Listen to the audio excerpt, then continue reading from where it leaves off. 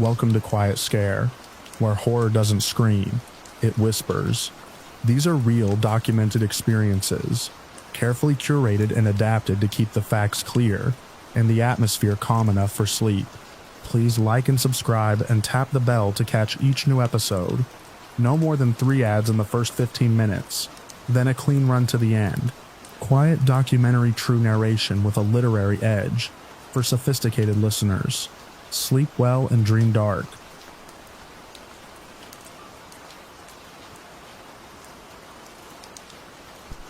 I first noticed the work along the fence line in late spring, the year after I bought the property, bordering the National Parkway.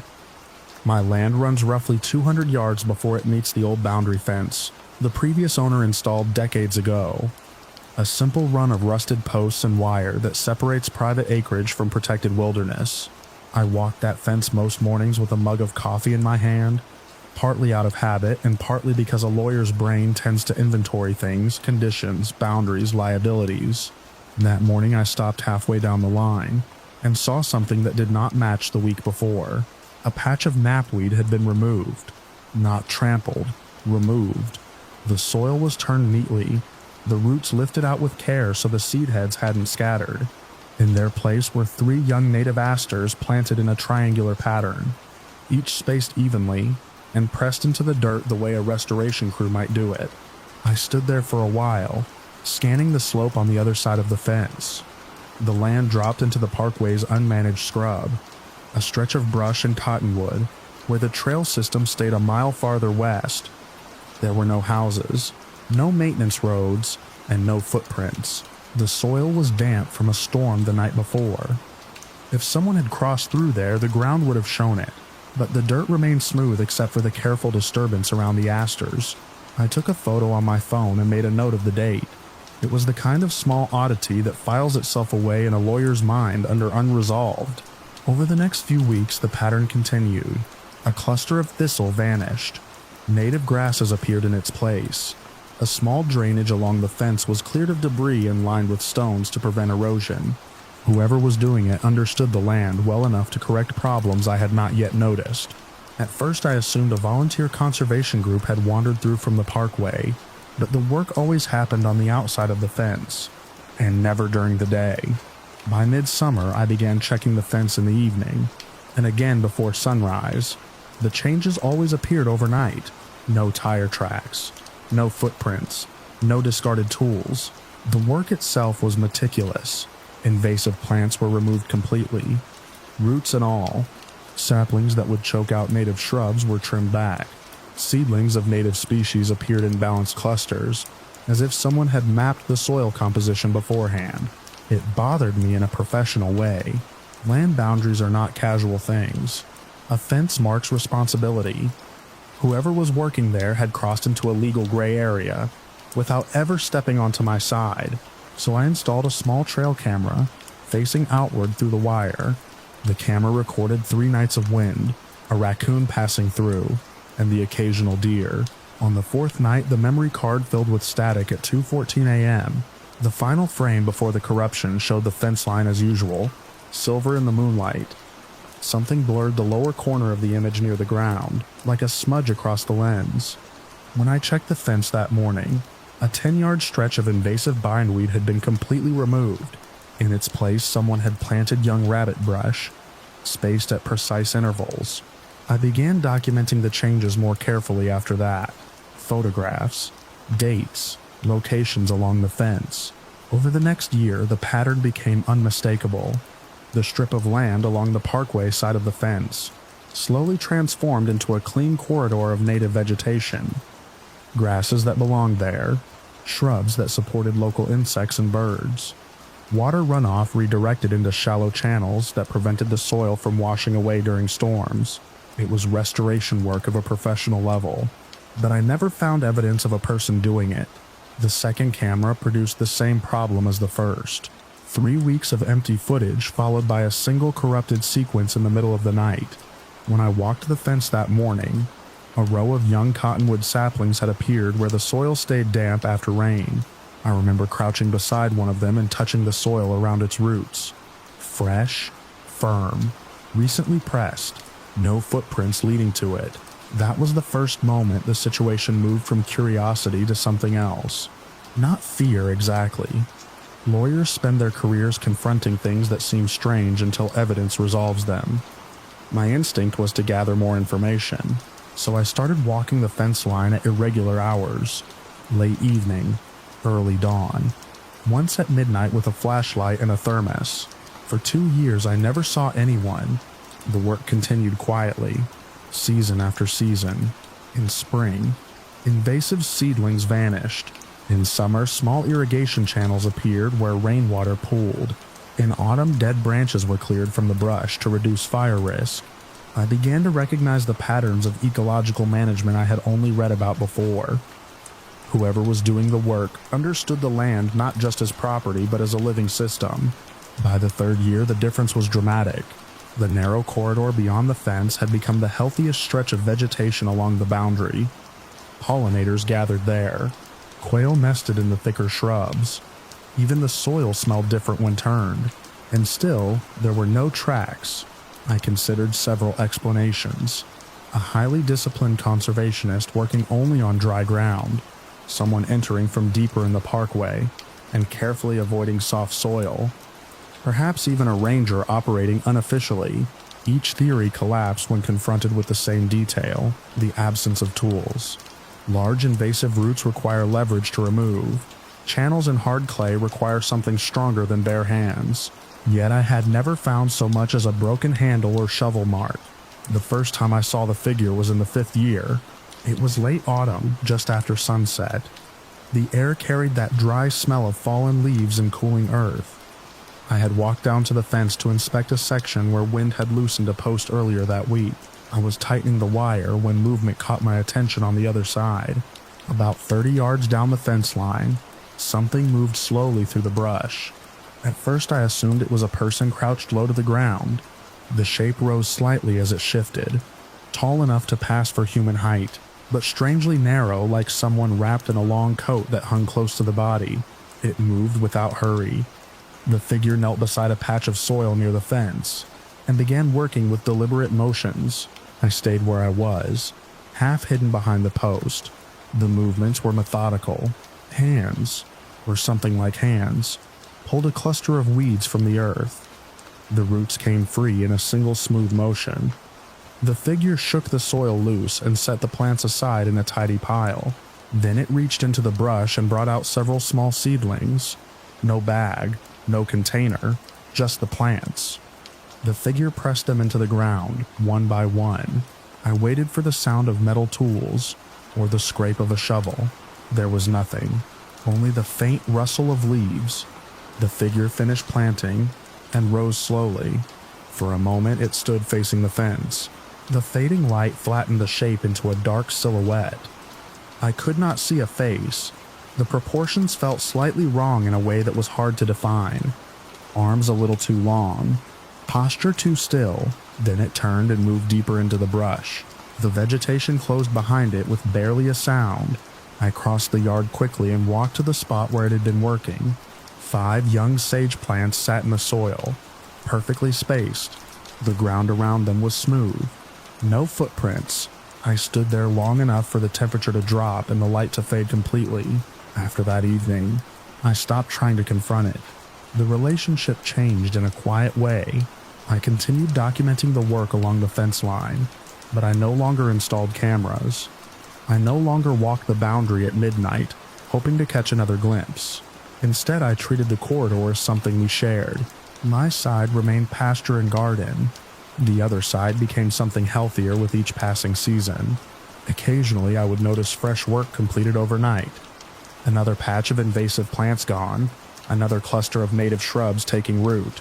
Once in a while, I found small piles of removed weeds stacked neatly beside the fence, as if to show the job had been finished.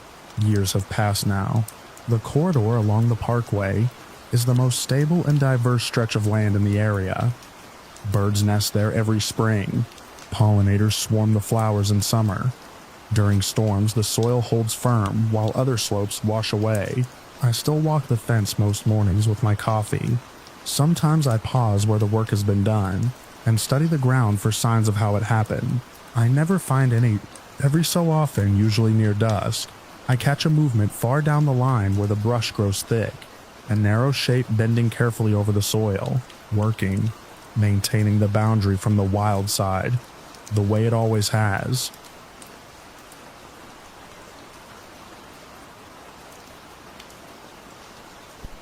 Late in the afternoon, I was standing shin-deep in a narrow creek in a section of national forest, where the trail had thinned into little more than a game path.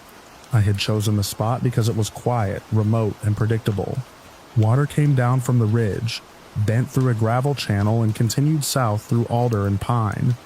I noticed things like that automatically. 30 years as a combat engineer wires your brain to catalog terrain the way other people memorize faces. Slope, drainage, tree lines, possible hazards. I had been retired long enough that fishing was supposed to quiet that habit, but it never really does. Even when I'm holding a rod, part of my mind is mapping everything around me. That was why the creek bothered me almost immediately. At first, it was subtle. The lure drifted strangely. Instead of moving downstream along the current the way it should have, the line tightened in the opposite direction, toward my boots. I assumed I'd misread the eddy. Creeks twist around submerged rocks and fallen branches all the time, creating pockets where water curls back on itself. So I reeled in and cast again. Same thing. The lure slid upstream. I stepped to the bank and crouched beside the water.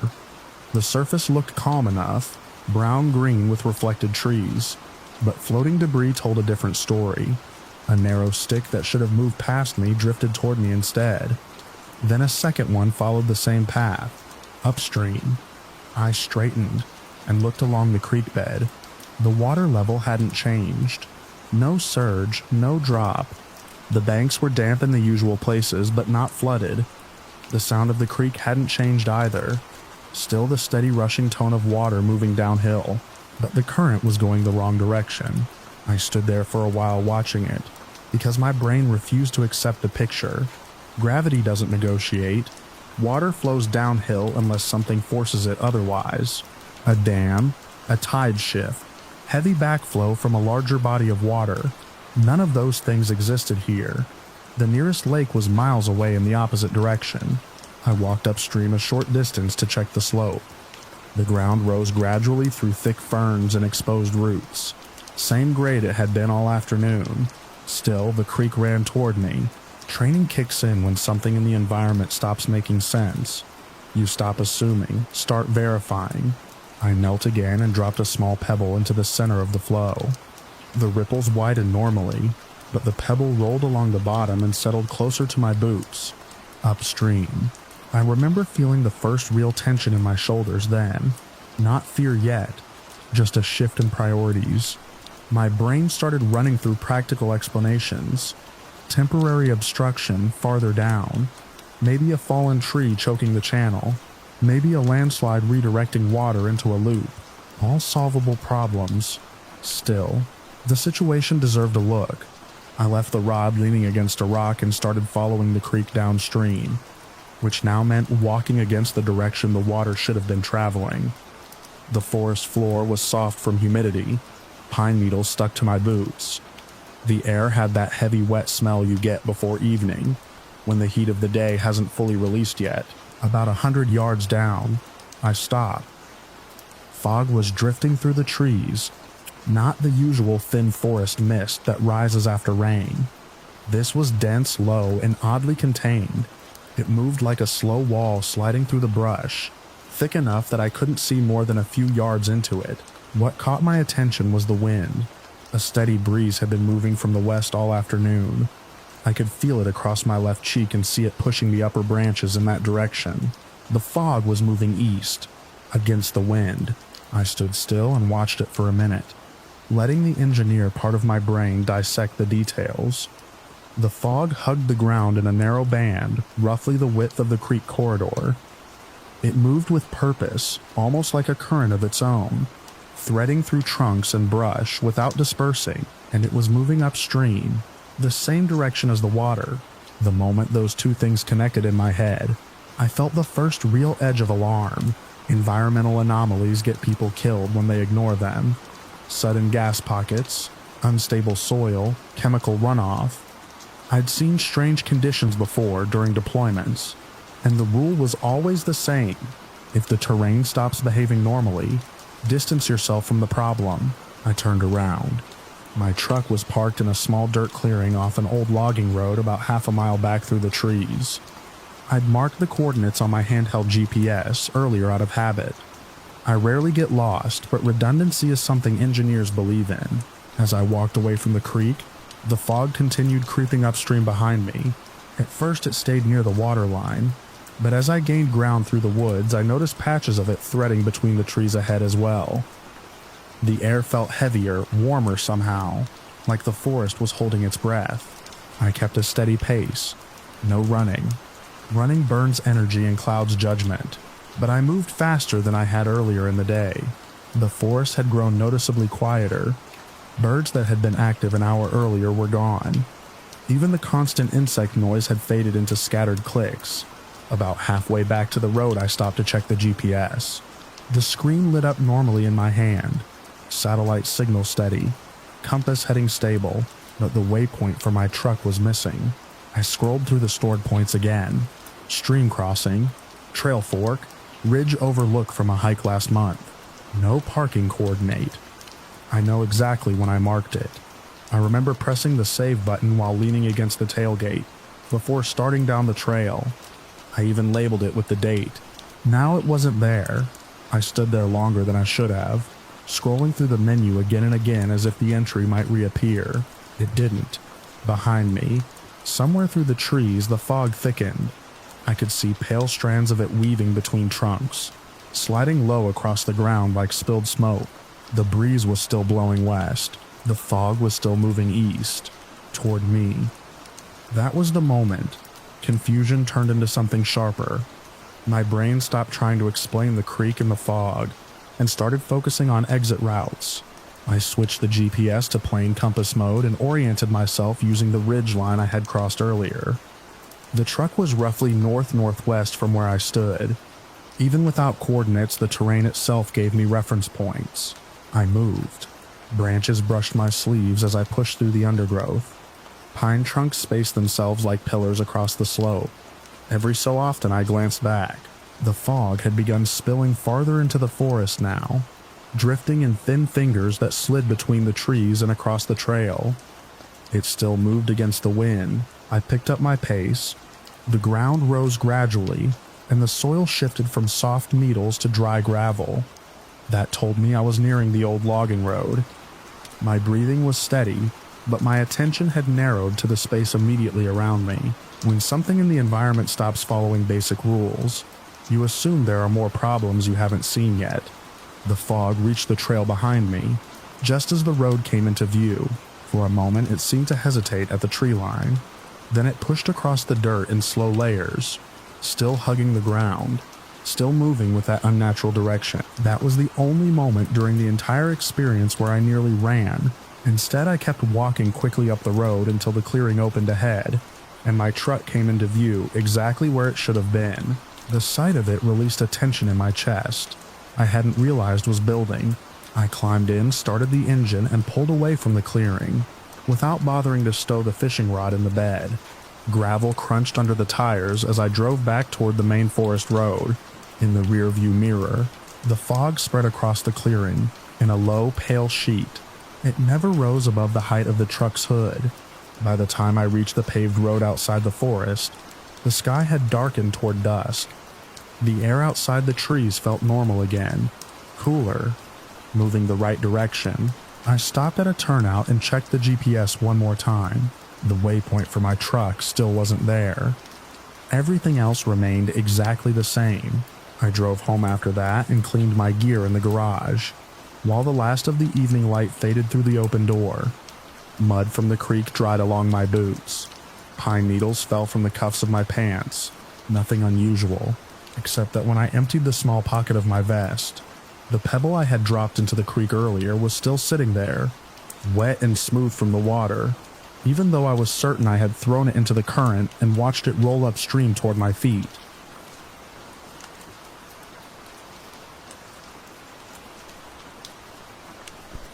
The trail wasn't supposed to exist anymore, but the faint cut in the trees was obvious once I stepped off the maintained path and pushed through the waist-high weeds. The old route showed up on a map I'd downloaded the night before, labeled as a decommissioned spur that used to lead to a small backcountry campsite near a creek. I like quiet routes, the kind most people skip, and after years of solo backpacking, I'd gotten comfortable navigating places where the trail had half returned to forest. I remember brushing aside wet branches and stepping onto the narrow dirt line that once carried hikers deeper into the woods, thinking how satisfying it felt to be the only person out there. At least that's what I believed at the time. The woods were thick enough to dim the sunlight even though it was late morning. Pine needles muffled my steps. The trail was barely wider than a game path, the soil soft from weeks of rain. Old blazes still clung to some trees, faded rectangles of red paint, nearly swallowed by bark. About 15 minutes in, I saw the first figurine. It sat on top of a flat rock, just off the trail. At first I thought it was trash someone had left behind, but when I picked it up I realized it was carved wood, maybe 6 inches tall, a simple human shape. The features were rough but deliberate, a little pack carved into the back, shallow lines for arms and legs. It looked like a hiker. I turned it in my hand. The wood was pale and freshly cut. The edges weren't weathered.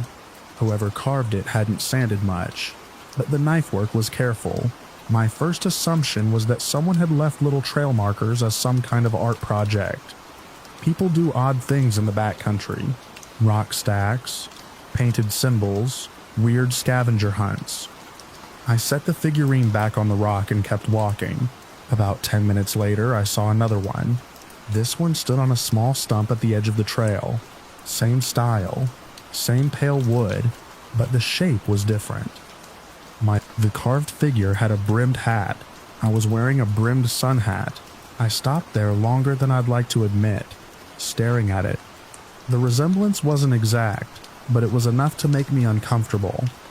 The pack on the figure looked slightly larger this time too, with a little ridge carved along the top like a rolled sleeping pad. I told myself that was coincidence. If someone carved generic hikers, eventually one might look a little like me. Still, I didn't like it. The woods were quiet in a way that felt thicker than normal. No wind, no birds calling nearby. Just the faint creak of trees shifting far off, somewhere deeper in the forest. I kept moving. The trail dipped downhill and became harder to follow as it threaded through ferns and fallen branches. A few times I had to stop and look ahead for the faint depression in the dirt, to confirm I was still on track. 20 minutes later I found the third figurine. It was placed on a log right beside the trail. This one had a small object carved into one hand. A trekking pole. I was holding a trekking pole. I remember standing there with my hand still wrapped around the grip of the real one, looking back and forth between it and the little wooden version. That was the moment something shifted from odd to wrong. The carving wasn't old. The wood was bright and clean. Whoever made it had done so recently, very recently. I turned slowly, scanning the trees behind me. Dense forest, tall trunks spaced unevenly, brush thick enough to hide someone easily. Nothing moved. The trail ahead continued into darker woods. I kept telling myself there was a logical explanation. Maybe someone had carved a whole series of hikers doing different things. Maybe the resemblance was in my head, but I didn't put the figurine back where it had been. I set it on the ground instead, and continued down the trail faster than before. The fourth one was about a quarter-mile farther. This one stood on a mossy stone directly in the center of the path. Impossible to miss. The carving was more detailed. The hat, the pack, the trekking pole, and something else. A small rectangle carved into the chest area. I looked down at myself. The chest strap of my backpack held my GPS unit clipped to it. A small rectangle. My mouth went dry. The figurine's face had rough grooves that might have been meant as a beard. I had a beard.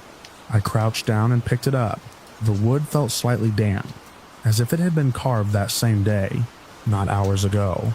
Recently, my eyes moved slowly through the forest again. The silence felt heavier now. Not peaceful silence. Listening silence. The realization arrived slowly. like a pressure building in my chest. Someone had to be watching me. The carvings were too specific, and they were appearing ahead of me, which meant whoever made them was moving faster than I was, cutting through the forest, placing them before I reached each spot. I stood there a long time thinking about that. Then I started walking again, but now every sound meant something. A twig snapping somewhere uphill, leaves brushing together when there was no wind. My own footsteps suddenly seemed loud. I didn't see anyone. The trail narrowed even more as the forest thickened around it. Ferns brushed my legs. A fallen tree forced me to climb over it, and while I did, I kept glancing over my shoulder, convinced I'd see someone standing back on the trail. No one was there. The fifth figurine appeared shortly after midday. This one was hanging from a branch by a thin strip of bark. The carved hiker looked like it was walking, one leg forward, trekking pole extended. The details were sharper now. The little wooden hat even had a carved crease in the crown. I stared at it for a long time before cutting the strip of bark and dropping the figurine into the dirt. My plan had been to reach the campsite by late afternoon. According to the map, it sat beside a creek in a small clearing about 2 miles ahead. At that point, I started thinking about turning around, but turning around meant walking past every place where those carvings had appeared, and whoever was making them might be somewhere behind me, so I kept going forward. The afternoon dragged on. The forest slowly dimmed as clouds rolled in overhead. I found 2 more figurines over the next hour. Each one showed more detail. One included the side pocket of my pack where my water bottle sat. Another showed the strap of my headlamp hanging from my shoulder strap. Every time I saw one, I scanned the trees harder. Every shadow between trunks started to look like a person standing still. I never saw anyone. Around evening, the forest opened slightly, and I heard the faint sound of water ahead. The creek, which meant the campsite had to be close. I stepped into the clearing just as the light started fading through the trees. The campsite was exactly where the map said it would be. A flat patch of ground beside the creek, ringed by tall pines. An old fire ring sat near the water, and on top of a flat stone in the middle of the clearing was the final figurine. I walked toward it slowly. The carving was different from the others. The little wooden hiker was sitting on the ground. Its pack had been carved beside it. The arms were bent inward, the head tilted down. At first, I didn't understand what the pose meant.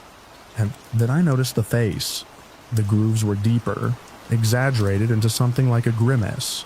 The body was hunched, not resting, struggling. The figure looked like it was in pain, or panic, or trapped. I picked it up and felt the surface. Fresh cuts, fresh enough that thin shavings of wood still clung to the edges. I looked around the clearing.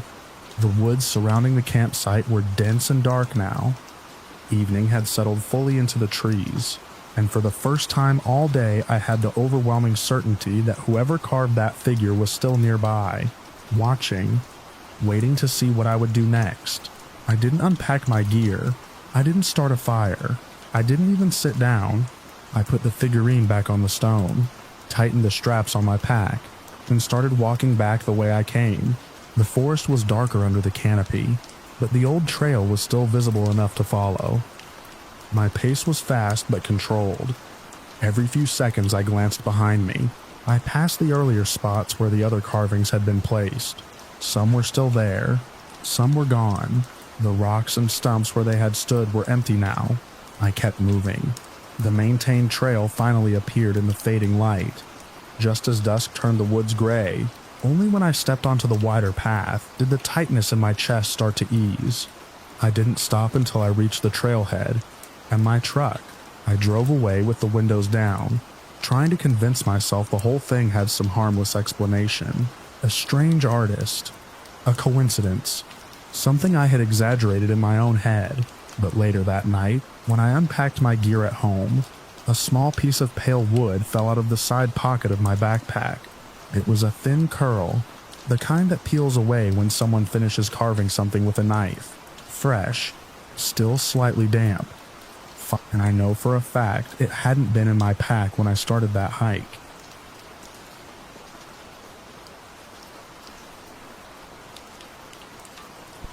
The first strange thing that happened that night was hearing my friend Ben call my name from the trees even though he was sitting right across the fire from me. None of the Nout 101 did. This site gan W in Seltzer. At the Wayne Tom Lang. To Gan Pom Lao. We were 5 miles into the backcountry, in a bowl of pine and granite where the trail faded into game paths, and the sky opened wide enough to see every star. We had picked the campsite because it was flat, and already scarred by an old stone fire ring. A shallow creek cut through the trees a short walk away, and the ground smelled like cold water and pine needles. It was the kind of place where you felt small but safe at the same time. There were 4 of us on that trip, just recreational hikers who wanted a quiet weekend before the season got colder. Ben had picked the spot. Kyle handled most of the cooking. Marissa had the navigation app and a paper map as backup. I carried the bear spray and most of the water filters because my pack always ended up heavier than everyone else's. By the time the sun dropped behind the ridge, the temperature followed it fast. We had a fire going and our tents pitched in a loose circle around it. Nothing about the place felt wrong. If anything, it felt calmer than most campsites I'd slept in. The woods were quiet, but not the kind of quiet that makes your skin crawl. Just normal night sounds.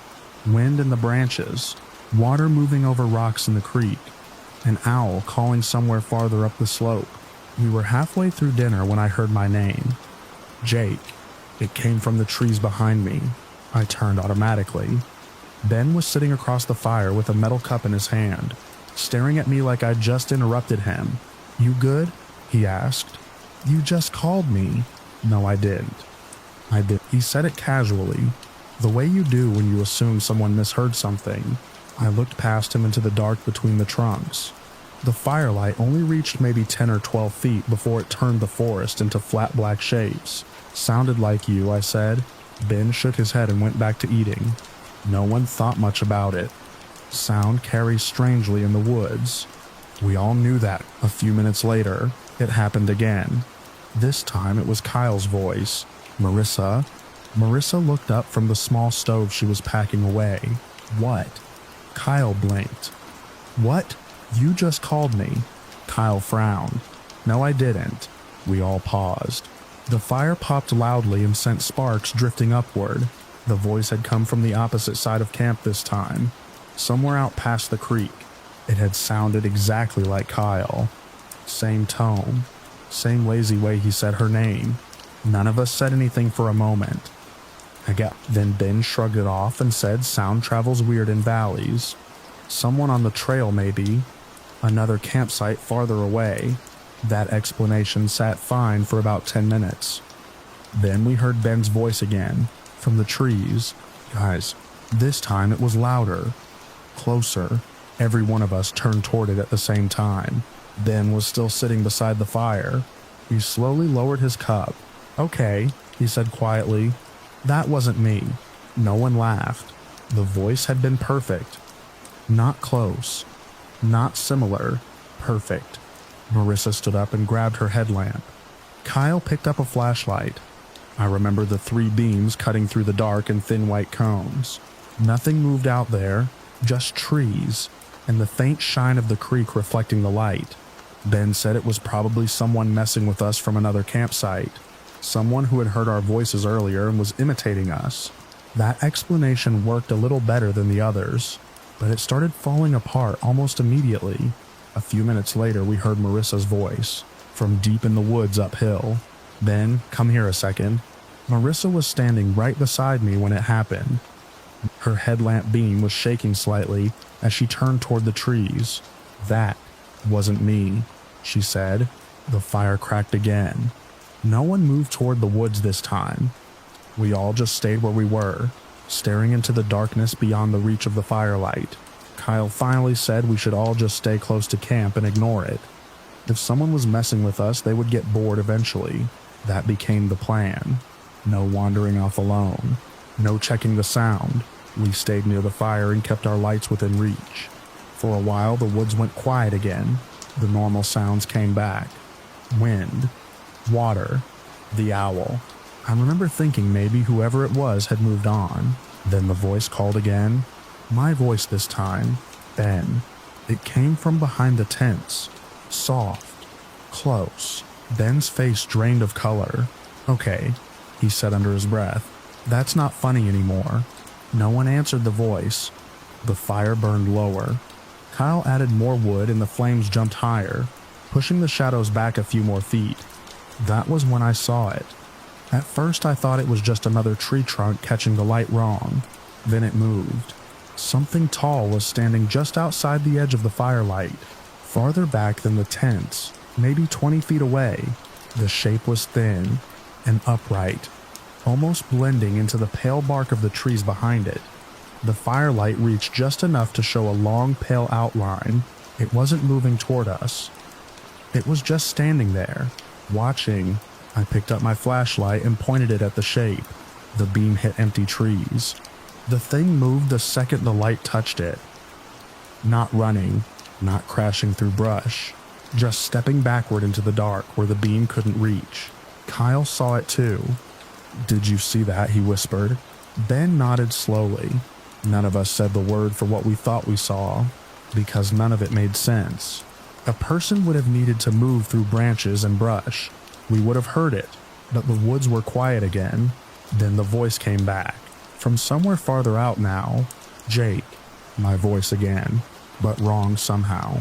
Like someone repeating a recording they didn't fully understand. That was when Marissa said we needed to stop shining lights out there. She said if someone was trying to lure us away from the fire, we shouldn't give them a reason to chase the sound. It made sense. The fire was our only real barrier between us and whatever was out there. So we stayed. All four of us sat close to the flames while the woods kept trying our voices on like borrowed clothing. Sometimes it called one of our names. Sometimes it just said a word. Short things. Simple things. "Hey, come here, guys." Always perfect copies. Always from a different direction. Hours passed like that. The fire burned low, and we kept feeding it wood. None of us wanted to sleep. None of us wanted to step away from the circle of light. A few times we thought we saw movement again at the edge of the trees. Tall, pale, just outside the glow. Every time someone aimed a flashlight that direction, the shape would slide backward into the dark again, like it didn't want the light touching it. Sometime deep into the night the voices stopped completely. The silence that followed felt heavier than the noise had. No one slept much. We just waited for the sky to start turning gray through the trees. When morning finally came, the relief hit all of us at once. Daylight made everything look smaller, less mysterious, just a regular patch of forest again. Kyle was the first one to step away from the fire. He walked toward the tents, then stopped. "Guys," he said quietly. We joined him a moment later. The ground around our campsite was covered in tracks, bare footprints. They circled the tents in wide loops, weaving between the trees and the fire pit. At first glance they looked human, but something about them was wrong. The spacing didn't match a normal stride. Some prints were too close together. Others were stretched farther apart than any natural gait. The direction kept changing too, backtracking, side steps, and tight turns. Like whatever made them had walked around us all night without ever settling into a normal pattern. We checked our own boots. None of the prints matched, and none of us had gone barefoot. The tracks came right up to the edge of the fire ring in a few places, close enough that whoever made them had been standing just outside the light, watching us, listening, maybe practicing our voices. We packed the camp faster than I've ever packed anything in my life. No one said we were leaving early. We all just did it. By the time the sun cleared the ridge, we were already halfway down the trail. None of us heard the voices again, but even now, years later, I still remember how perfect they sounded coming from the dark. Not echoes, not guesses, our voices, calling us into the trees. And every time I think about those barefoot tracks, circling our tents all night, I'm glad none of us answered.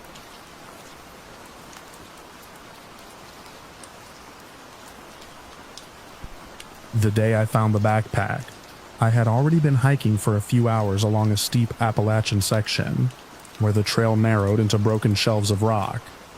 The sun was high and bright enough to flatten the shadows, and the wind moved slowly through the trees below the ridge. I had started keeping notes about strange hikes after a friend suggested documenting things carefully, following a set of writing constraints I once saw in a safety prompt. But at the time, this trip felt too ordinary to record. It was just a midday hike on a well-traveled trail, the kind where you expect to pass a few people, trade a nod, and keep moving. The terrain there is awkward underfoot. The path zigzags along a slope of fractured stone, where the mountain has shed its skin in layers. Some sections feel more like scrambling than walking. Loose gravel slides under your boots, and the trees cling to the hillside at strange angles, their roots clawing through cracks in the rock. I had paused to drink water when I noticed the backpack. It sat 10 or 15 feet off the trail, wedged between two boulders like someone had pushed it there to keep it from sliding downhill. The fabric was sun-bleached and dirty, but still intact. At first, I assumed someone had stashed it temporarily, maybe to explore the overlook nearby, but it didn't look temporary.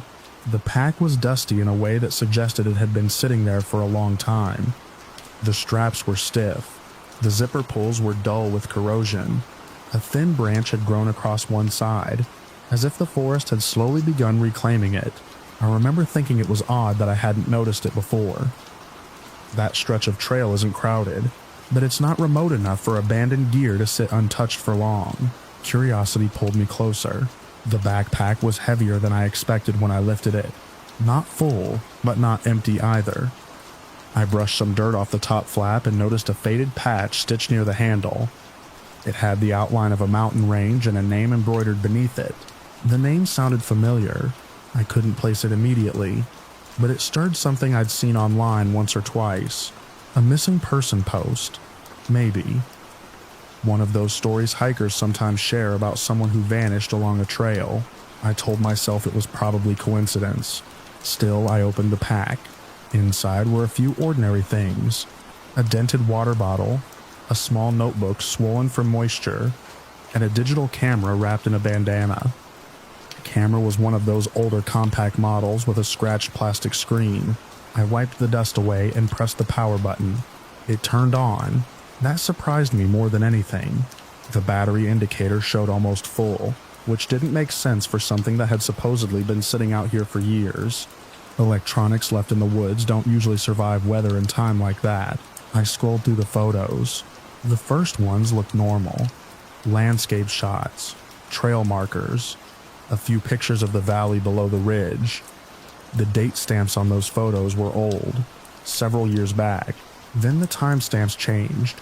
The next photo was dated that same day. I frowned and tapped the button again. The image showed a section of trail I recognized immediately. A narrow bend lined with slanted pine trees. The perspective was low, slightly behind the center of the path. A person was walking away from the camera. The person was me. I stared at the screen long enough that the display dimmed. In the photo, I was wearing the same gray shirt and small day pack I had on at that moment. My posture matched exactly how I walked when climbing a slope, leaning forward slightly, arms loose. I checked the timestamp again. It had been taken less than 10 minutes earlier. The next photo was the same. Another shot of my back as I moved along the trail. Different angle, slightly closer. My stomach tightened. I turned around and looked uphill along the path. No one. The trail curved through a line of rocks and disappeared around a cluster of trees. The forest was quiet except for wind moving through leaves and the faint clicking of insects. I checked another photo. This one was closer still. The camera had been behind me at shoulder height, as if someone had been walking right on my heels, but I hadn't passed anyone all morning. I stood there for a while, turning slowly and scanning the slope below the trail. The hillside dropped steeply into a tangle of brush and broken stone. If someone had been down there taking pictures, they would have needed a clear angle through the trees. I saw nothing. I told myself there had to be a simple explanation. Maybe the camera's date settings were wrong. Maybe someone had taken pictures earlier, and the timestamps had somehow changed. But the images kept updating as I scrolled. The last photo showed me standing next to the boulder where I'd found the backpack. I was holding the camera. My pulse jumped. Then I lowered the device slowly and listened. At first, there was nothing unusual. Then I heard it. A small metallic clicking sound. It came from somewhere behind me on the trail. Not loud, not close, but distinct. A quick mechanical snap like the shutter of a camera. I turned. No one stood there. The path was empty from one bend to the next. I waited a few seconds, and when I started walking again, the sound returned. Click. It matched my pace in an unsettling way. A few steps behind, then quiet, then again. Click. I stopped. The sound stopped. I moved forward again. Click. My skin prickled across my shoulders. The rational part of my mind tried to map possibilities. A loose piece of gear hitting metal. A bird tapping against something. A hiker far enough behind me that I couldn't see them yet. But the rhythm of the sound tracked my footsteps too closely, and the camera in my hand still displayed the last image of my back. I began walking faster. The trail slanted downward along a sharp ridge of rock, forcing careful footing. I didn't run, not yet, but my pace became hurried and uneven. The clicking followed. Click. A few seconds later, click. I glanced behind me repeatedly, scanning every section of trail, every tree trunk, every rock ledge where someone could hide. Nothing moved. Another photo appeared when I checked the camera again. This one showed me farther down the path. The angle was higher, as if whoever was taking the pictures had climbed onto the rocks beside the trail. I stopped checking after that. The metallic clicks came closer. The distance between them shortened. Click, click. I started running. Loose gravel slid under my boots as I rushed downhill. The path cut across a slope of exposed stone, where a fall would mean sliding a long way before stopping. My breathing grew loud in my ears. The clicking kept pace. Short bursts now, close enough that I felt it in my spine. Click, click. I looked back once and saw nothing except the empty trail bending through gray rock and leaning trees. But the camera in my hand vibrated faintly as another image saved. I reached a steep section where the trail dropped through a narrow gap between boulders. I half slid, half jumped down the rocks, scraping my hand against the stone. The clicking came fast behind me, then it stopped. For a second the silence felt worse. I ran harder. The forest began to thin as the trail descended toward a service road that cut across the lower ridge. I could hear distant traffic through the trees, the dull hum of tires on pavement. The moment I stepped onto the gravel road, the metallic clicking ended, just stopped. No fading distance, no last echo, gone. I bent over with my hands on my knees, breathing hard and staring back up the trail. The slope above me was empty. Wind moved through the leaves. A crow passed overhead. Nothing else shifted along the path. After a minute, I looked at the camera again. The newest photo had been taken just before I reached the road. It showed me running downhill between the boulders. The angle was close. Close enough that I could see the texture of my shirt. I scrolled to the final image. The frame was blurred, like the camera had moved while the picture was taken. The trail filled most of the shot.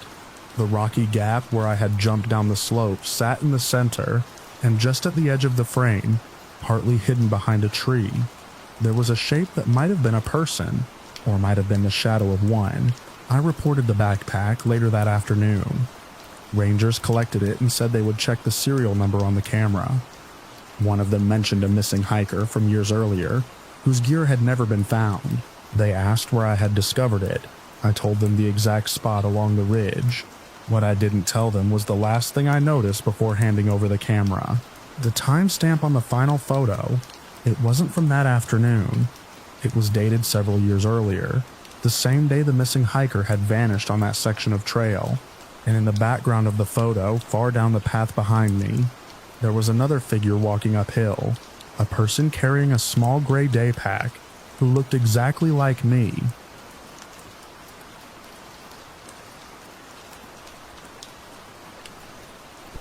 The morning I saw him started like every other ridge run I'd done. That summer, thin air in my lungs, gravel ticking under my shoes, and the whole mountain still wrapped in the kind of gray mist that makes distance hard to judge.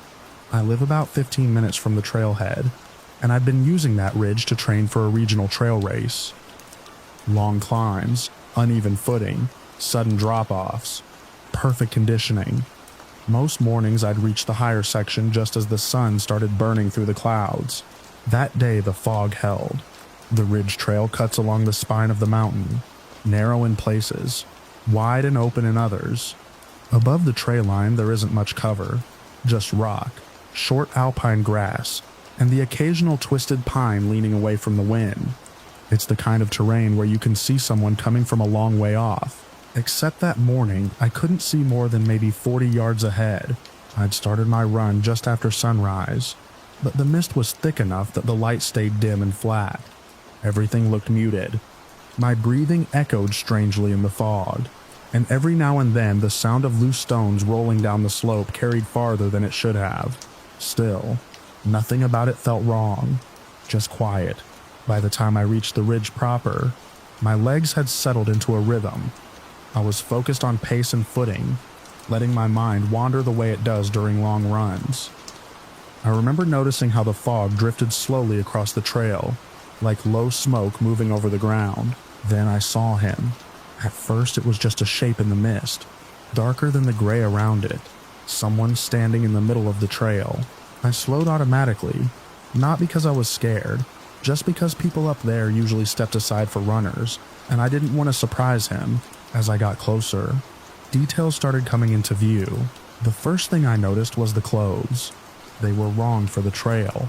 Everyone who hikes that ridge wears the same kind of gear: synthetic jackets, backpacks, running shoes or boots. Practical stuff. This guy looked like he'd stepped out of a black and white photograph.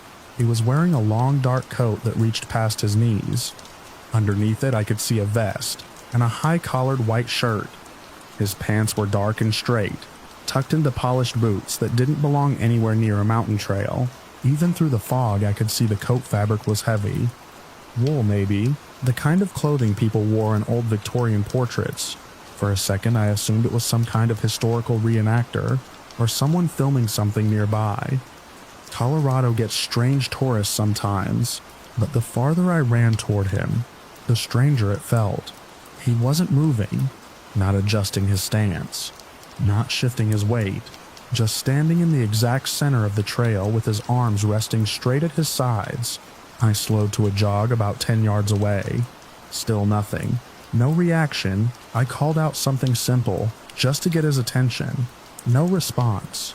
He didn't turn his head, didn't blink that I could see. His eyes were open, facing forward into the fog as if he were looking through it at something far away.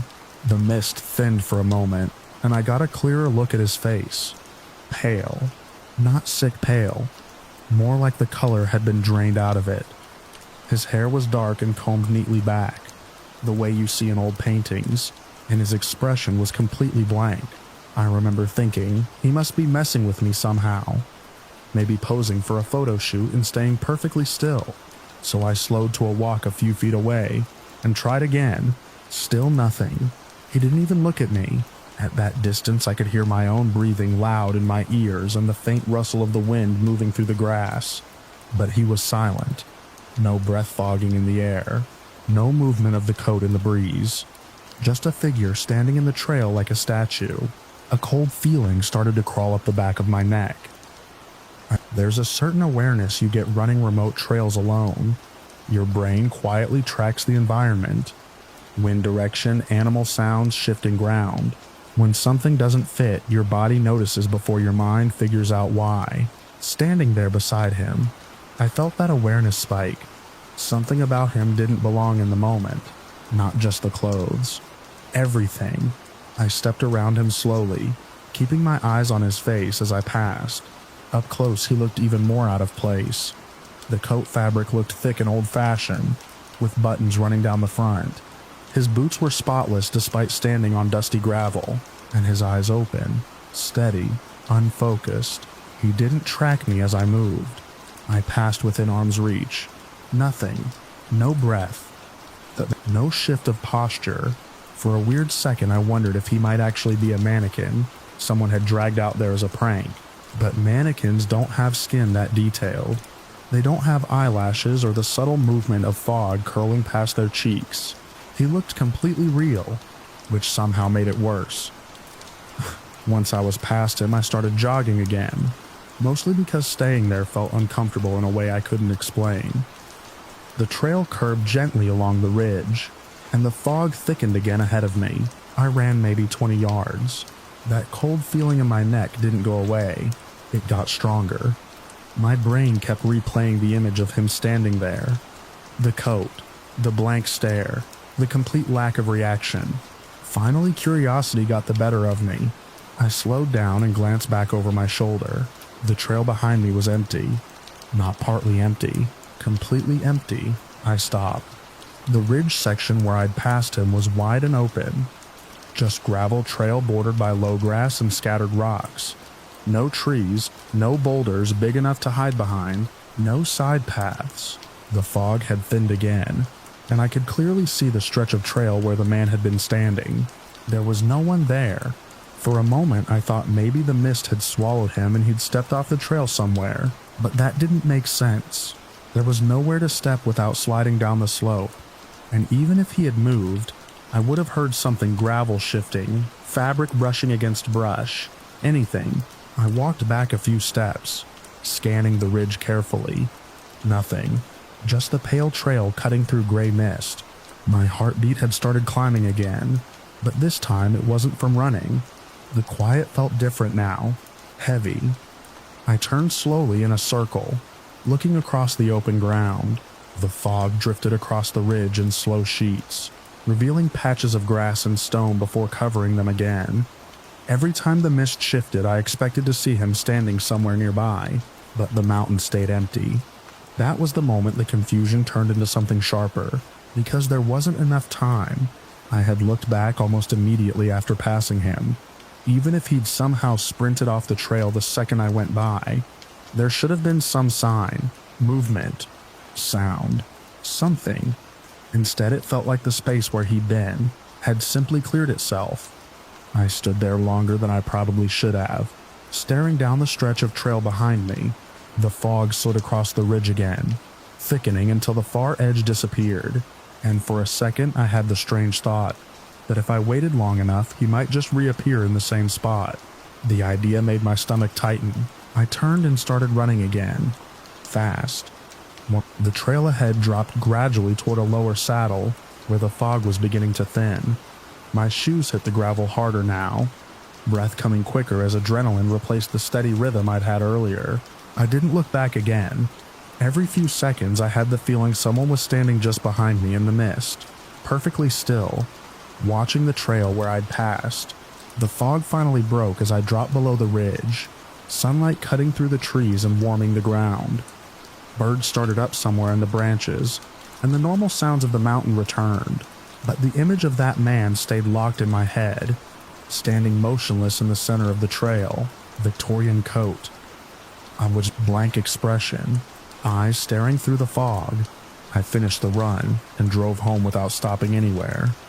For the rest of that morning, I kept trying to come up with a normal explanation: reenactor, early photographer, some kind of elaborate joke, but every explanation ran into the same problem. There was nowhere for him to go. That ridge is wide open. If someone steps off the trail, you see them. If they run, you hear them. And when I looked back, there had been nothing there, not even footprints. I still run trails around here. It's hard to stop when it's part of your routine, but I don't run that ridge anymore.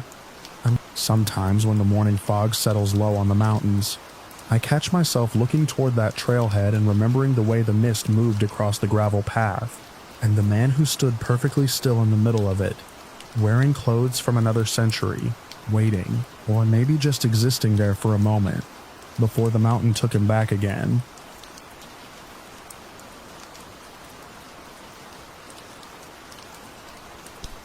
The first night I heard the sound, I was standing at the sink of the research cabin rinsing pine needles out of a sample tray, when something landed on the roof with a dull, hollow thump.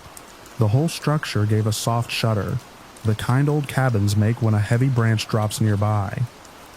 I remember pausing with my hands in the water, listening to the quiet forest around me settle again. assuming it had been exactly that. A branch, maybe a raccoon knocking loose debris. The woods in that part of the range were thick with lodgepole pine and wind-damaged timber.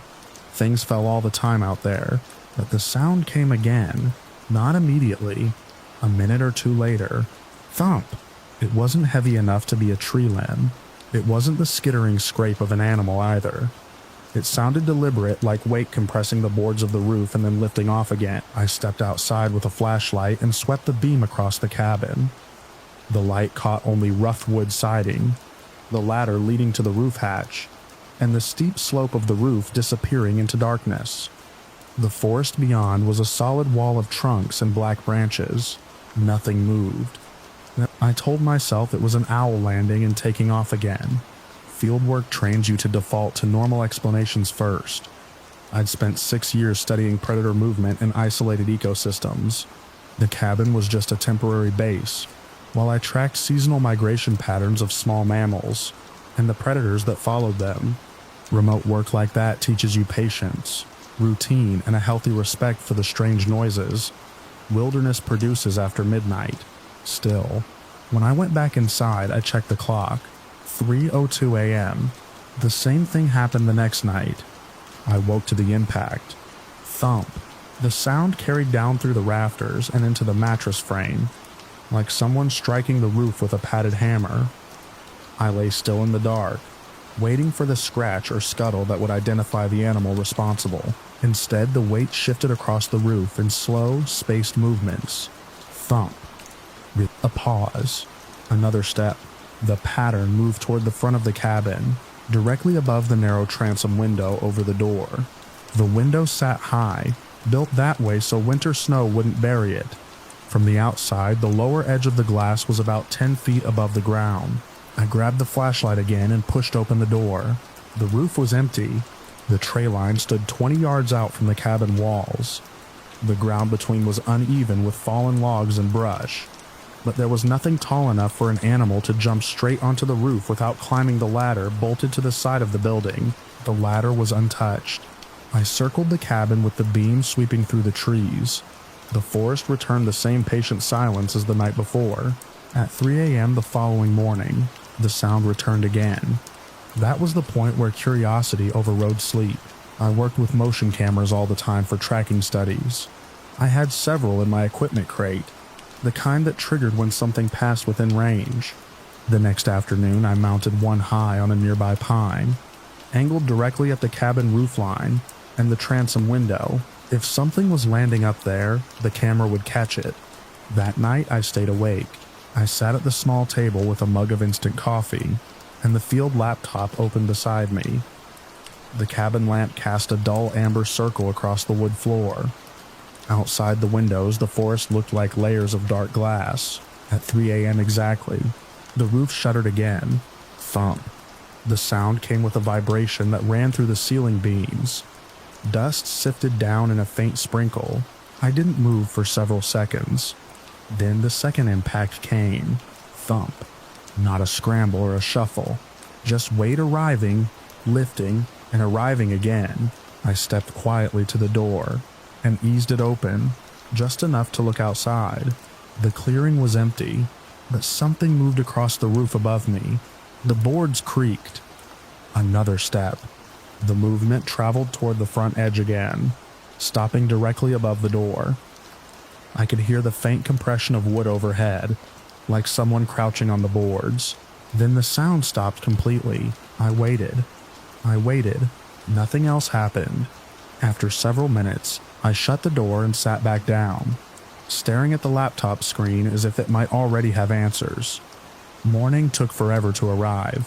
When the gray light finally reached the clearing, I walked straight to the camera mounted in the pine and pulled the memory card. I expected a deer wandering through the clearing, maybe a curious black bear testing the roof. The footage started with normal forest movement, wind in the branches, a fox passing through the clearing sometime after midnight. Then the timestamp rolled forward. 2:59 a.m. The frame showed the empty cabin roof.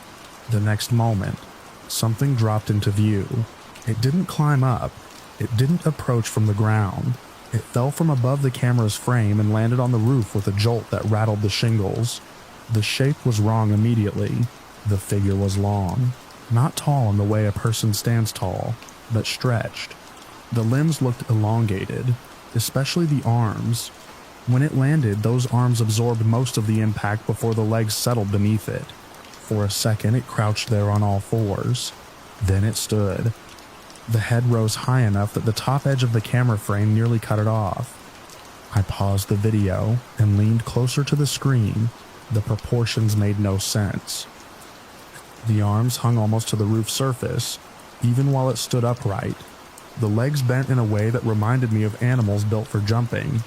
But the torso and shoulders looked human in outline.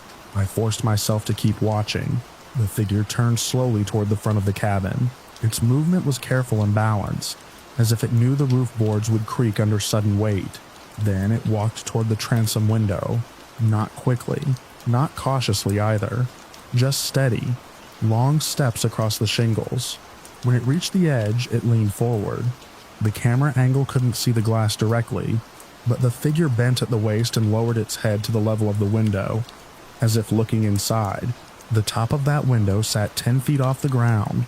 The figure held that position for a long moment. Then it straightened, crouched again, and leapt. The jump carried it off the roof and upward into the branches of the pine tree beside the cabin. The motion was fast and fluid, more like something swinging than climbing. The frame caught a brief blur of limbs vanishing into the canopy. After that, the clearing was empty again. I replayed the footage until the laptop battery warning flashed. The motion analysis part of my brain kept trying to categorize what I'd seen. Height estimates, limb ratios, jump distance. Nothing matched any animal native to that region. A black bear couldn't move like that. A person couldn't either. That night I stayed inside the cabin with the lights off. At 3 a.m. the impact returned. Thump. Dust sifted from the rafters again. This time I didn't go to the door. I stayed in the chair with the laptop closed and listened to the slow movement across the roof. The steps reached the front edge. The boards creaked above the transom window. For several seconds the roof remained completely still. I knew exactly what position the figure would be in up there. Leaning down, looking inside. The cabin had no curtains on that window. I kept my eyes on the floor and waited. Eventually the weight lifted from the roof. A faint scrape of movement passed overhead. Then the soft rush of something leaving the structure. The forest returned to silence. I ended the study the next morning. The official report I submitted mentioned equipment interference and site instability. It was easier than trying to explain the footage.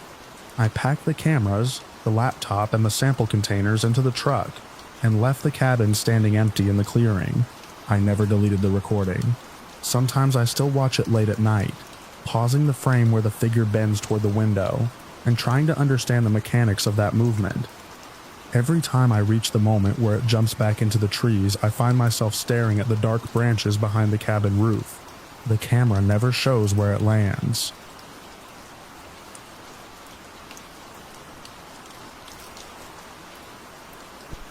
I remember the exact moment the valley went quiet, the way a place does when evening settles, and the last breeze slides down the slopes. The campground sat in a low basin surrounded by pale limestone ridges, the kind of country full of hidden cracks and sinkholes. I knew that much from the ranger station pamphlet, but at the time it felt like a detail for hikers with maps and helmets, not for a family on a weekend trip. Twilight was coming on slowly. The sky above the ridges still held a thin band of orange, but the valley floor had already turned blue and cool. I was stacking firewood beside the pit while my wife unpacked food from the cooler. The kids had been chasing each other along the narrow path that ran through the brush near our campsite, their voices carrying easily through the quiet. Everything felt routine, the kind of calm you expect when you take your family somewhere remote to get away from noise. I remember straightening up from the fire pit and noticing how still the air had become. No wind in the grass, no birds in the brush, just the low rustle of my wife opening plastic containers behind me. Then the bell rang. It sounded exactly like a dinner bell, not loud, not metallic and sharp like a church bell, just a clear hollow chime that drifted across the valley. I turned my head automatically. expecting to see another campsite somewhere across the clearing. Maybe another family calling their kids in to eat. But the direction the sound came from was wrong. It came from deeper in the valley, toward a stretch of thick brush and low trees where there were no campsites and no buildings. The bell rang again. Clear, slow, patient. My wife noticed it too. I could tell by the way she paused with a bag of bread halfway out of the cooler. Neither of us said anything at first. The sound carried strangely through the basin, bouncing off the stone slope so that it felt both distant and close at the same time. Then something else happened. The kids stopped playing. I noticed it in the quiet that followed the bell. Their running footsteps stopped, and when I turned toward the path, I saw both of them standing still. They were facing the brush. The bell rang a third time. Both kids started walking. At first, I assumed they were curious. Kids hear a sound and want to see where it came from. But something about the way they moved made my stomach tighten. They weren't talking. They weren't looking around. They were just walking straight toward the trees. My wife called their names. No response. The bell rang again, drifting through the valley like it had all the time in the world. The kids kept walking. I stepped away from the fire pit and started after them. The path they were following was barely more than a narrow line through knee-high weeds and brush, the kind of informal trail people make when they wander around a campsite. My wife was behind me now. Moving faster, the bell rang again. The kids never looked back. They were walking slowly but steadily, one behind the other, as if they already knew exactly where they were going. Something about that movement felt wrong, too smooth, too quiet. I called their names again. Nothing. They just kept walking toward the brush line at the edge of the valley. By then, the light had dropped another shade darker. Twilight in a low valley fades fast once the sun slips behind the ridge, and the trees ahead were already turning into dark shapes. The bell sounded again, closer now. Or maybe we were just getting closer to it. I started jogging. My wife did the same. The brush ahead thickened quickly. Low cedar and tangled vines crowded the narrow path, forcing the kids to push branches aside as they walked. But they didn't hesitate. They kept moving straight ahead, as if the trail were wide open. The bell rang again. That was when I noticed the ground. The path dipped slightly, and the brush grew taller around us. The limestone soil here was pale and dusty, scattered with loose stones. I remembered the pamphlet from the ranger station mentioning sinkholes common in karst valleys, places where the ground could collapse into deep pits hidden under vegetation. The bell rang again. The kids were nearly 20 yards ahead now, still walking, still silent. I tried to shout louder, but the sound of the bell seemed to swallow the valley each time it rang. It carried in a way that made it hard to judge direction, like it was drifting around us instead of coming from one place. Then the brush opened. The kids stepped into a small clearing, and suddenly they stopped. For a moment, I thought they had finally heard us, but then I saw the ground in front of them. At first, it looked like nothing more than a patch of tangled brush and weeds, darker than the rest of the clearing. Then the shape resolved in the fading light. The earth dropped away. A sinkhole. It wasn't a clean circular pit like the diagrams in the pamphlet. The edges were uneven, partly hidden by vines and fallen branches. Grass and brush had grown across sections of the opening, forming a thin natural cover that looked solid until you stared long enough to see the hollow beneath.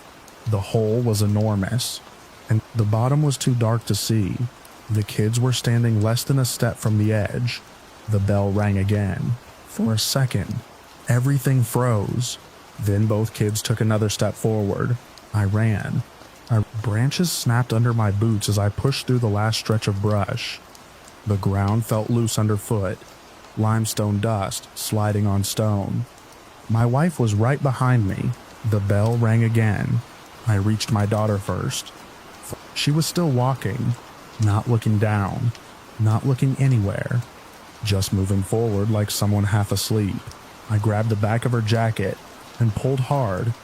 The motion yanked her off balance and dragged her backward into me. At the same moment, my wife lunged forward and caught our son by the shoulder. Loose dirt crumbled from the edge of the sinkhole where his foot had been. Small stones rattled downward into the darkness. The bell stopped. The silence afterward felt enormous. For several seconds, none of us moved. I held my daughter against my chest while my wife pulled our son away from the edge. The clearing smelled like damp earth and crushed plants. I looked down into the hole. The sides dropped steeply into shadow. Limestone walls streaked with roots, and loose rock disappeared into darkness that swallowed what little light remained. A single rock clattered somewhere far below. Then nothing. My daughter blinked slowly, as if waking up. Our son looked around with a confused expression, like he had just stepped into a room and forgotten why. Neither of them remembered walking there. They only remembered hearing something that sounded like someone calling them to dinner. We backed away from the edge carefully. The brush around the sinkhole shifted slightly under our feet, making it clear how thin the ground cover really was.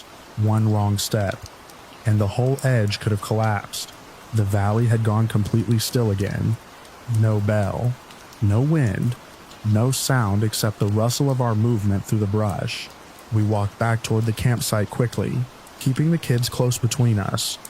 Twilight had deepened into that gray hour, where shapes blur together and distances feel longer than they are. Once we reached the clearing near the tents, I stopped and looked back across the valley. The brush line where the sinkhole waited had already faded into shadow. Nothing moved. No buildings stood in that direction. No trails on the map led there. Just limestone hills and thick patches of cedar growing over uneven ground. The bell never rang again. We packed everything with shaking hands while the last light drained out of the sky. The fire never got lit. Food went back into the cooler untouched. Within half an hour, the car was loaded, and the headlights were cutting across the narrow gravel road leading out of the valley. As we drove away, I kept thinking about how calm the bell had sounded. Not loud, not urgent, just patient. Like something that knew eventually someone would come walking toward it. The ranger station was closed when we passed it, the building dark against the trees. I thought about stopping anyway, about knocking on the door of the small house behind it, and asking if anyone knew about a bell ringing in that valley. But the road curved away into the hills, and I kept driving. In the rearview mirror, the valley disappeared into darkness, quiet and empty, with that hidden sinkhole somewhere under the brush where my kids had almost taken one more step.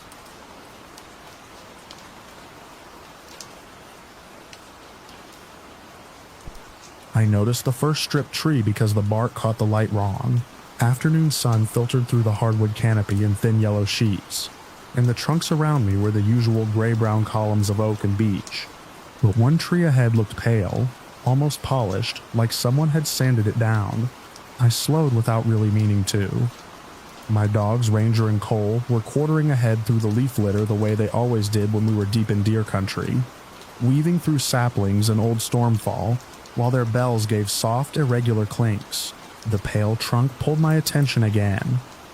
I walked toward it, pushing past a cluster of young maples, and the forest opened into a small clearing that I didn't remember from previous seasons. That wasn't unusual by itself. In deep hardwood forest, storms knock down enough canopy that new spaces appear all the time. What stopped me was the trees. They formed a rough circle. At first I thought lightning had struck them years ago and scarred the bark, but the closer I got, the clearer it became that wasn't the case. The bark had been stripped away cleanly from the ground up to about the height of a tall man reaching overhead. 8 feet, maybe a little more. Every tree in the circle looked the same, their trunks pale and smooth, the exposed wood dry and gray like old bone. The forest outside the circle looked normal. Moss, leaf mold, fallen limbs. Inside, the ground looked darker, more compacted, as if people had walked there over and over. I stopped at the edge and listened. The woods were quiet in the ordinary way, a distant woodpecker tapping somewhere downhill, wind moving through the high branches, my dog's bells moving closer as they worked their way back toward me. Then Ranger broke through the brush behind me. He trotted past my leg, nose down, tail swinging in the slow, confident way that meant he'd picked up something interesting. Cole followed a few seconds later, heavier and slower, both of them heading straight toward the open circle. They stopped at the edge. Both dogs froze so abruptly the bells gave a last dull clink and went silent. Ranger leaned forward and sniffed the air. His ears went flat against his head. Cole made a sound I had never heard from him before. Not a bark, not even a growl, just a low, tight whimper like air leaking from a tire. "Easy," I said quietly, more out of habit than anything else. Neither dog moved. Ranger took one careful step toward the stripped trees. His front paw touched the darker soil inside the circle. He jerked back like the ground had shocked him. Both dogs retreated until they were pressed against my legs, their bodies tense. Cole kept that same quiet whine in his throat. Ranger stared into the circle without blinking. I'd hunted with those dogs for years. They'd pushed through thorn thickets, chased wounded deer into creek bottoms, and once cornered a black bear long enough for me to get a clean look at it before backing off on command. I had never seen them refuse ground before. I stepped forward. The difference under my boots was immediate. Outside the circle, the forest floor was soft and springy with leaves. Inside it felt packed down, almost like old trail dirt, though there was no trail anywhere nearby. I took 2 slow steps in. The air smelled faintly metallic, not strong enough to place, just a dry tang in the back of my nose that didn't belong to leaves and soil. The center of the clearing held something that hadn't been there long. At first I thought it was a stack of stones. Then sunlight hit a piece of glass. Phones. A neat pile of them, maybe 20 or 30. Stacked one on top of another like someone had been organizing them. Different colors, different cases. Some newer models, some older ones. A few had cracked screens. Beside the phones were watches. Smart watches mostly. A couple of regular wristwatches with metal bands. They were arranged carefully, almost deliberately. Phones in one stack, watches in another. I stood there for a long moment trying to understand what I was looking at. The first thought was hikers. This stretch of forest wasn't a national park, but people still wandered in during summer. Backpackers looking for quiet places. Amateur foragers. The occasional college group trying to get away from the city for a weekend. But people didn't leave electronics stacked neatly in the woods. And not this many. I crouched down near the pile without touching it. Some of the screens were dark and dusty. One phone had a faint spiderweb crack across the corner like it had been dropped. Another still had a charging cable attached. The end of it curled like a dead vine across the dirt. No backpacks. No clothing. No trash. Just the electronics. Behind me, Ranger let out another quiet whimper. I turned and looked back toward the edge of the clearing. Both dogs were still standing exactly where I'd left them, refusing to step even a single pace inside. Their eyes moved constantly between me and the trees around the circle. That was when I noticed the bark again. Up close, the stripped trunks looked wrong. The removal wasn't random. It wasn't the ragged tearing you get from animals rubbing antlers or bears clawing at wood. The bark had been taken off in long vertical strips, almost evenly spaced, like someone had worked their way around each trunk with deliberate effort. Some of the exposed wood had shallow gouges in it, not deep cuts, just marks that caught the light at certain angles. I stood slowly. The clearing suddenly felt smaller. Not physically smaller, just contained. Like the circle of trees wasn't just a shape but a boundary. I walked a slow loop around the inside edge. Every tree showed the same pattern. Bark stripped to the same height. The same pale wood exposed beneath.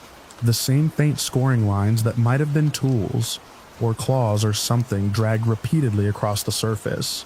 The forest beyond the circle looked unchanged. But the silence inside the ring felt heavier. I realized something else then. Then there were no tracks. The ground was compacted enough that footprints should have held their shape.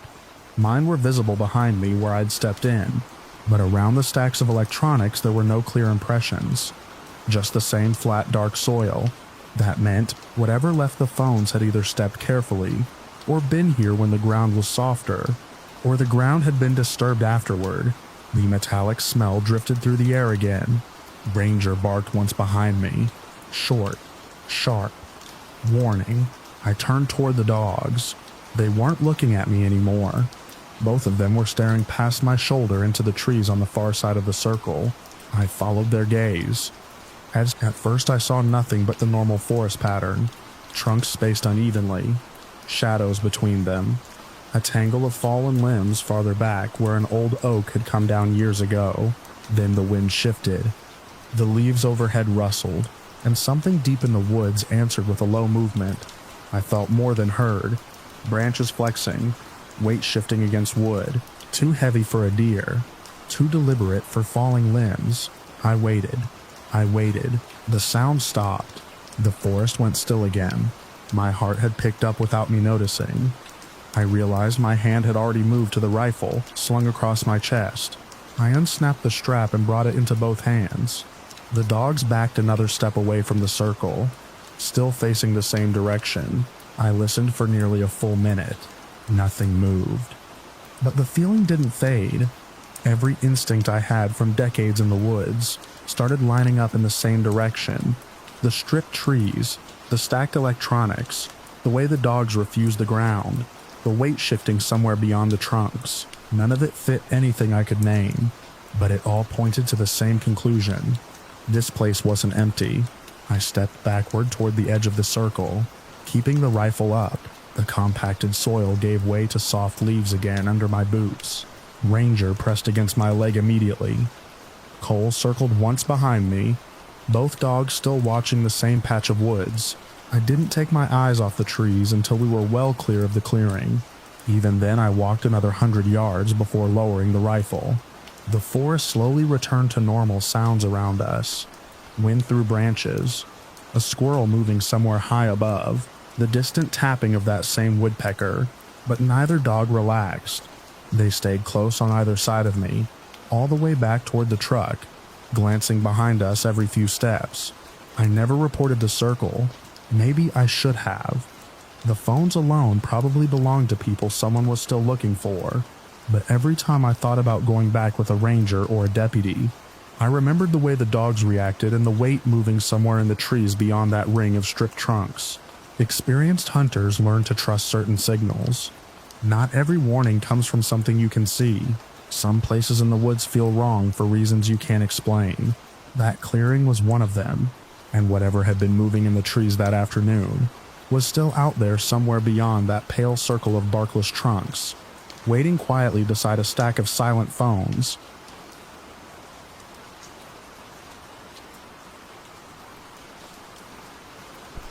I reached the lean-to later than I planned, stepping out of the last gray strip of evening into the rough clearing like someone arriving after closing time. The Appalachian Trail had been quiet all afternoon. No section hikers, no day packs bouncing down the switchbacks, no voices drifting ahead or behind, just wind in the hemlocks and the steady rhythm of my own boots. I'd pushed farther than usual that day because the next shelter was supposed to be dry and well kept, and a cold front had rolled in by late afternoon.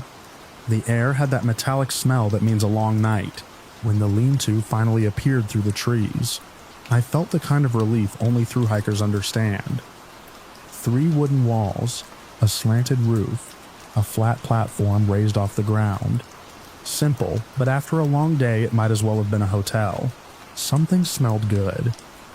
Not trail food good, not instant noodles good, actual food, hot food. I stepped into the open front of the shelter and stopped dead. A metal pot sat on the wooden platform. Steam curled slowly from it, thin and white in the cooling air. Next to it was a small stove, still warm enough that the metal glowed faintly. Someone had set a spoon across the pot like they had stepped away for a second and meant to come right back. But there was no pack, no shoes, no trekking poles, no person. I stood there listening. Wind pushed through the trees behind me. Leaves scraped the ground in slow circles. Somewhere down the slope a branch snapped and fell. Nothing nearby. "Hello," I called out, my voice sounding too loud in the clearing. The word drifted into the trees and disappeared. No answer. The pot continued to steam. I waited a minute, expecting footsteps, expecting someone to come jogging out of the woods, saying they had just gone to filter water or use the privy. That happens on the trail all the time. People leave meals halfway done, but the woods stayed empty. I stepped closer and looked inside the pot. Pasta. Real pasta with some kind of sauce. Probably from a pouch, but still better than anything I had in my food bag. The steam rising from it told me it hadn't been sitting there long. A minute or two maybe. I walked the clearing. Behind the shelter was the usual stuff. A log for sitting, a fire ring, the narrow path toward the privy. I followed it halfway, expecting to run into someone. The privy door hung open, empty. I came back to the shelter slowly, looking into the trees again. Still no one. The pot was still steaming. That was the moment the situation started feeling wrong. On the trail, people are predictable. If someone is cooking, their pack is nearby. If they leave, they take something with them. Water bottle, headlamp, anything. Who walks away from a hot meal with nothing? I waited another 10 minutes. The steam faded. The pot cooled. Night settled deeper into the trees, the sky turning from dull gray to that flat black you get under thick canopy. Eventually, I accepted what seemed impossible, but also obvious. Whoever cooked the meal was gone, and they hadn't come back. I didn't touch the food. I just moved the pot to the side and set my pack down along the back wall of the lean-to. Through hiking teaches you to take shelter where you find it. Storm clouds had thickened overhead, and the temperature was already dropping. I filtered water, ate my own dinner, and kept glancing at the pot. The pasta never got eaten. Darkness came quickly after that. The forest on either side of the clearing turned into a solid wall of shadow.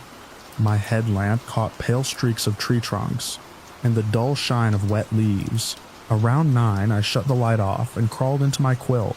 The shelter creaked occasionally as the wind shifted. The roof ticked softly as it cooled. Normal sounds. Familiar sounds.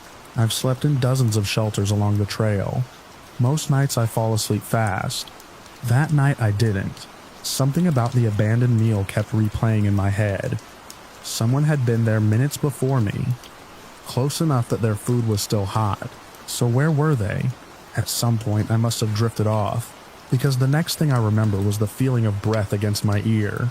Heavy breathing, right beside my head. At first I thought I was still dreaming. My brain tried to place the sound somewhere logical. Maybe another hiker had arrived late and laid down next to me, but the breathing was too close. It sounded like someone kneeling beside my sleeping bag, their mouth inches from my ear. Slow inhale, slow exhale. Warm air against my skin. I opened my eyes. The shelter was black except for a strip of dim starlight across the entrance. My heart started pounding immediately. The breathing continued. Right next to me. I didn't move at first. I just listened, trying to figure out if the sound was somehow echoing inside the shelter. Inhale, exhale, close enough that I could feel it. I grabbed my headlamp and snapped it on. The beam flooded the shelter. Empty. My pack sat where I left it. My boots were lined against the wall. The abandoned pot rested near the edge of the platform. No one was there. The breathing stopped the instant the light came on. I held the lamp steady and scanned every corner. The beam moved across the roof beams, the back wall, the entrance. Nothing. I crawled to the front of the shelter and shined the light outside. The clearing glowed pale in the beam. The trees stood motionless beyond it. No movement. No footsteps running away. No person. I told myself it was a dream. Trail exhaustion does strange things to the brain. Long miles, low calories, cold nights. People hallucinate sometimes. That explanation felt thin, but it was the only one I had. Eventually I turned the lamp off and lay back down. Sleep didn't come easily after that. Every creak of wood sounded like shifting weight. Every whisper of wind through the trees felt like someone moving just out of sight. I kept my headlamp in my hand. Sometime later the breathing came back, closer than before. Right against my ear, my body locked up. I didn't even turn my head this time. I just lay there, frozen, listening to the slow rhythm of someone breathing inches from my face. Inhale, exhale. The air warmed the side of my neck. I clicked the headlamp on again. Empty. The breathing stopped instantly. The shelter looked exactly the same as before. The pot. My pack. The wooden floor. Nothing else. After that, I didn't try to sleep again.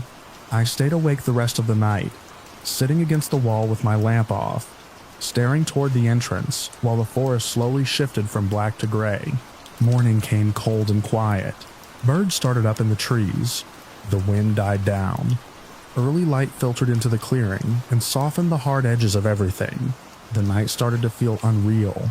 I packed slowly, stiff from sitting up. My eyes burned from lack of sleep. Before leaving, I went to move the abandoned pot so I could sweep the platform clean.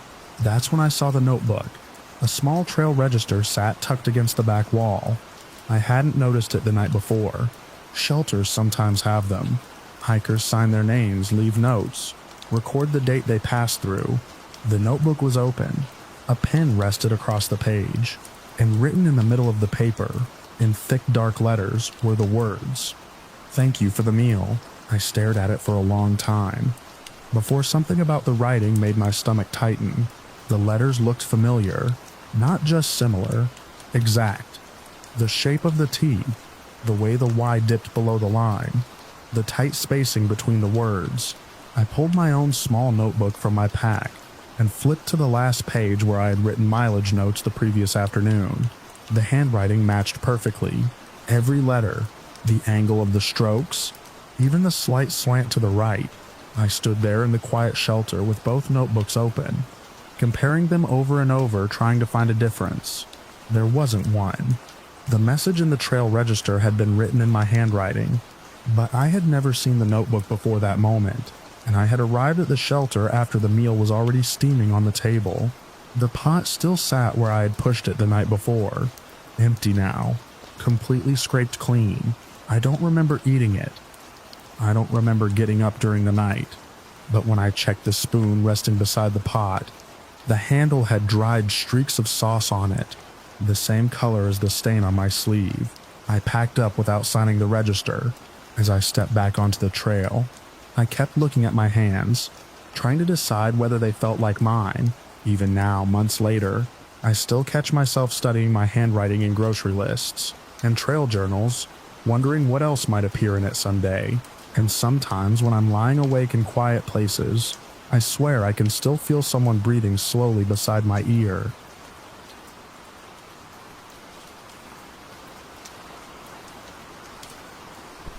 I was halfway through a routine facilities check when I noticed the first strand of hair.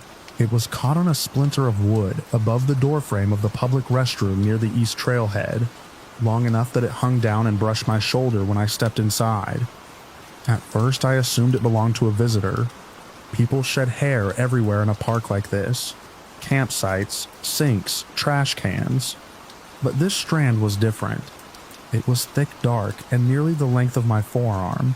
I pulled it loose and held it up in the light, coming through the dusty window. Then I saw there were more. The restroom building was an old structure from the 70s, heavy beams running along the ceiling where the roof sloped upward. I'd cleaned the place dozens of times over the years, and usually the rafters were nothing but cobwebs and drifting pine needles. That day the beams looked wrong. Dark shapes sat along the wood where the ceiling met the rafters. I stepped onto the metal trash can to get a closer look. The shapes were bundles. Hair, a lot of it. Thick ropes of it had been twisted and woven together into tight oval clusters the size of softballs.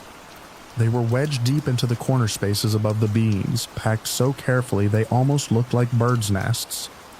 Strands hung down like loose threads. I counted several without even moving my head. My first thought was that someone had been dumping hair from a salon or something. Equally strange. The town outside the park had a few places like that, and people occasionally used the dumpsters here after hours. But dumpsters didn't explain the rafters. I climbed down and checked the sinks and floor. Nothing unusual.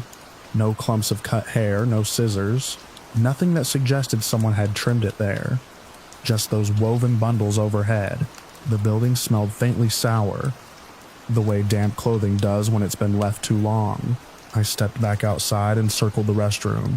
The trailhead parking lot sat maybe 80 yards away, half full with hikers heading up the ridge. Families, dogs, people adjusting backpacks. Completely normal. Behind the restroom, the woods thickened quickly.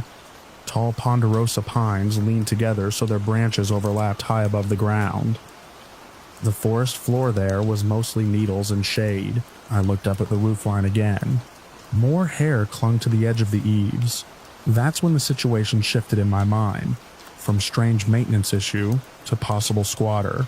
We'd dealt with that before. People camping illegally inside park structures, especially bathrooms that stayed unlocked during the day. Usually it was someone down on their luck who moved along once we asked, but no one had ever nested hair in the rafters. I grabbed the radio from my belt and told dispatch I was checking a possible unauthorized occupant near the East Trailhead restroom. They acknowledged and said law enforcement was on call if needed. I walked back inside with my flashlight. Standing in the doorway, I swept the beam along the rafters. The nests ran almost the entire length of the building. Some were newer, tight and dark. Others looked older, dusty and gray. One of them shifted slightly when the light hit it. Not the nest itself, the beam beside it. Something had been pressed against the wood recently. I lowered the light and stepped outside again, feeling that prickling awareness you get when you realize you might not be alone in the woods. Behind the restroom, the trees formed a narrow corridor leading toward the steeper hillside. The canopy above was thick enough that sunlight came through in broken patches. I took a few slow steps toward it. That's when I heard the movement. Not on the ground. Above me. A soft sliding sound moved through the branches overhead. Needles shook loose and drifted down. I looked up. At first I didn't see anything. The branches overlapped too densely, and the shadows made everything blend together. Then something shifted across a limb, maybe 20 feet above the ground. Hair. A mass of it. It hung like a dark curtain around a human shape, crouched along the branch. The hair was unbelievably long, tangled into ropes that dragged across the bark as the figure moved. The person was thin, almost skeletal in posture. Arms and legs wrapped around the trunk with the easy balance of someone who had spent a long time climbing. They were watching me. I could see a pale strip of face through the hair, eyes fixed in my direction. For a few seconds, neither of us moved. Then the figure crawled silently across the branch to the next tree. They didn't drop down. They stayed in the canopy. I followed beneath them, trying to keep the movement in sight as it crossed from tree to tree. The person moved with a strange efficiency, shifting weight along the limbs and gripping with bare hands. The hair dragged behind them like a tail. Every time the branches opened enough for sunlight to hit them, I could see just how filthy and matted it was. Leaves, twigs, dirt woven into it so tightly it looked almost like fur. The figure never spoke. They just kept moving deeper into the forest. I stayed on the ground, walking fast but careful not to lose them. My radio crackled once with dispatch asking for an update, but I kept my voice low and told them I had visual confirmation of a trespasser moving north from the trailhead. The trees thinned slightly near a rocky slope, where the hillside rose sharply. That's where the person descended. They slid down a trunk, landing lightly on the forest floor for the first time since I'd seen them. Up close, they looked even thinner, wrapped in layers of torn fabric that might once have been clothing. The hair covered most of their back and shoulders. They didn't look back at me. They moved straight toward a cluster of boulders stacked against the slope. At first, I thought they were climbing the rocks. Then they slipped between them and vanished. I reached the spot seconds later. The opening was narrow, hidden by brush and shadow. Cold air drifted out of it, carrying the damp smell of underground stone. A cave entrance. Not large enough to notice, unless you were standing directly in front of it. I crouched and shined my flashlight inside. The beam disappeared into a tunnel that angled downward into darkness. The walls were smooth limestone, and the floor showed signs of regular foot traffic. Dirt had been packed into a faint path. A few strands of long hair clung to the rock near the entrance. I called out once, identifying myself as a ranger. No response. Just the echo of my voice fading deeper into the cave. I didn't go in. Park policy is clear about entering unknown cave systems without backup, especially when a potentially unstable person is involved. The hillside around me was quiet again, the canopy still above the trees. Whoever had been watching me from the branches was now somewhere underground. I marked the location on my GPS and backed away from the entrance, keeping my light on the opening until I reached the clearer ground near the restroom again. Law enforcement arrived less than an hour later. We documented the hair nests in the rafters, collected several strands as biological evidence, and sealed the restroom building until the health department could inspect it. The cave entrance was flagged and later mapped by a survey team. It didn't appear on any of the park's official charts. The investigators concluded that someone had been living in the area for an extended period, likely moving through the canopy to avoid detection near the trailhead. The hair nests were probably sleeping spaces above the restroom rafters, insulated and hidden where no one thought to look. They searched the cave system for days. They never located the person I saw. Maintenance crews removed the nests and disinfected the building. The restroom reopened a few weeks later like nothing had happened. Most visitors never noticed the new boards installed along the rafters where the old bundles had been pulled down. But every time I check that building now, I still look up first, because the last time I saw that person, they didn't run from me. They climbed away through the trees and disappeared into a cave that wasn't supposed to exist.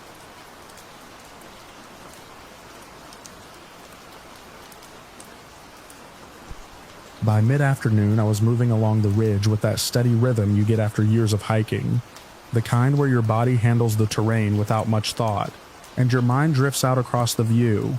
The trail ran like a pale thread along the spine of the mountain, open sky on both sides, scrub grass bending in the wind.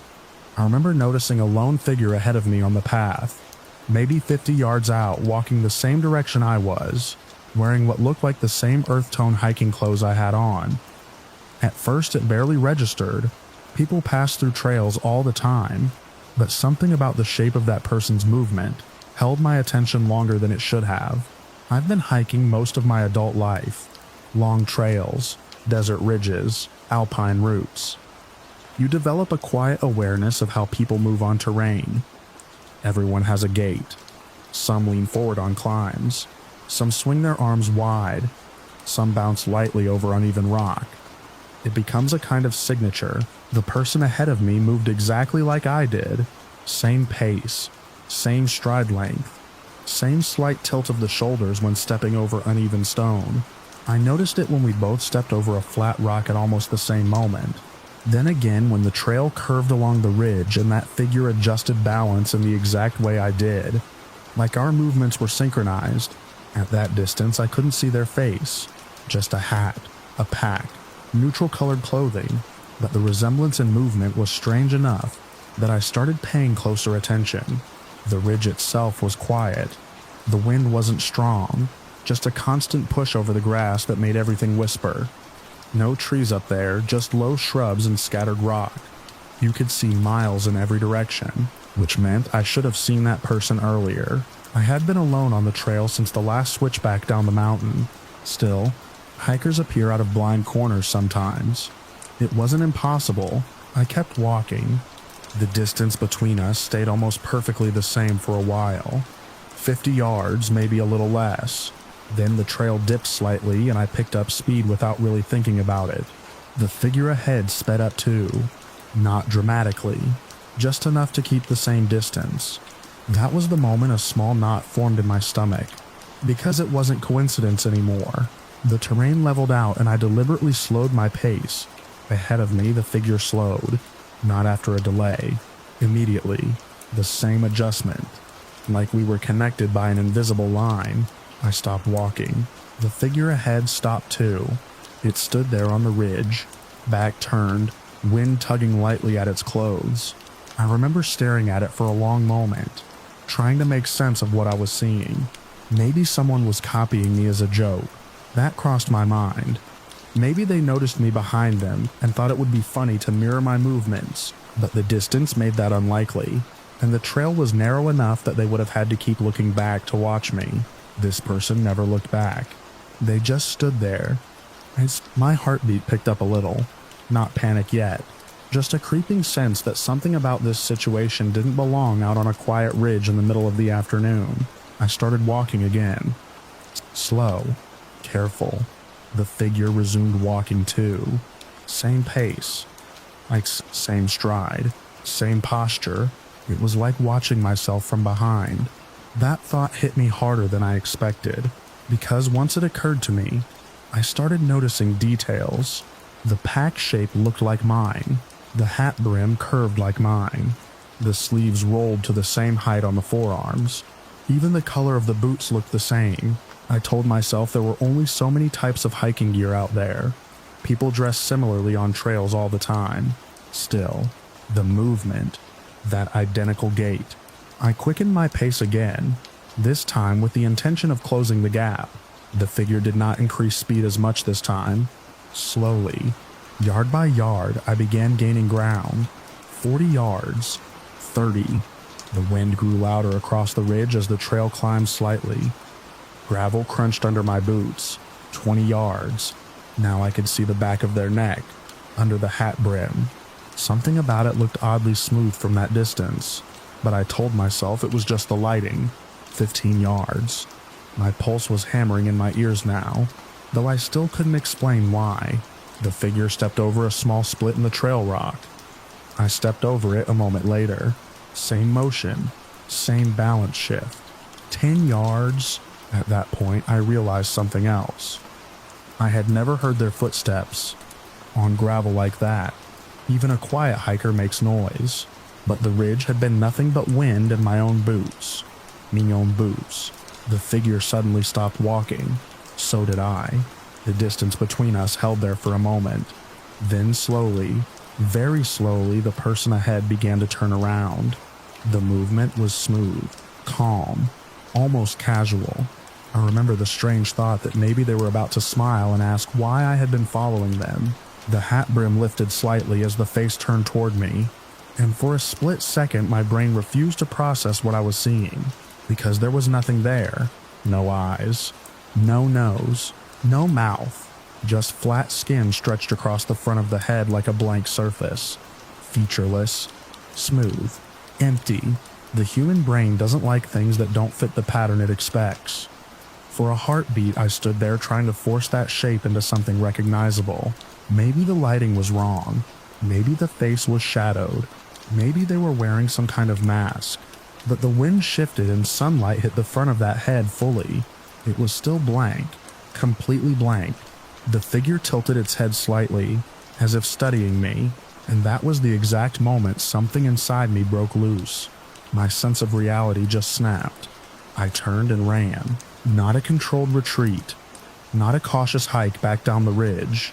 I ran like a startled animal, boots sliding on gravel, breath tearing in and out of my chest, my pack bouncing hard against my back. The trail curved along the ridge, and I followed it without thinking. I didn't look back at first. I didn't want to see if that thing was following me. Wind roared in my ears as I moved downhill, faster than I should have on that kind of terrain. After maybe 100 yards, my instincts forced me to glance over my shoulder. The ridge behind me was empty. No one standing there. No one walking. Just the pale line of trail stretching across the grass. I slowed slightly but kept moving. My mind kept replaying the image of that face, or the absence of one. There had been no features at all, not even shallow indentations where eyes might be, just smooth skin where a human face should have been. I reached the bend where the trail dropped into the trees lower on the mountain. Only when the ridge disappeared behind the slope did I finally stop running. I stood there bent over, hands on my knees, breathing hard. The forest below was quiet, normal quiet, birds moving through branches, leaves shifting in the breeze. The kind of sounds that usually calm you after hours on an exposed ridge. But the feeling in my chest wouldn't settle. I stayed there for several minutes before slowly walking the rest of the trail down. Every so often I looked back toward the ridge. Nothing followed me. By the time I reached the parking area, the sun was already dipping lower behind the peaks. A couple of other cars had arrived since I started my hike. Ordinary hikers moving gear around, talking quietly. Everything felt normal again. Almost too normal. I sat in my truck for a long time before driving away. Part of me kept trying to construct a rational explanation. Maybe I had seen someone wearing a strange mask. Maybe the light had distorted my view. Maybe stress or dehydration had played tricks on my eyes. But every explanation fell apart the moment I remembered how that figure moved, exactly like me. Step for step, stride for stride, like it had been practicing my movements before I arrived. I've hiked hundreds of miles since that day. Different mountains, different trails. But I've never gone back to that ridge, because sometimes when I think about it late at night, I picture that moment again, when the figure stopped, turned slowly toward me, and showed me a face that wasn't a face at all.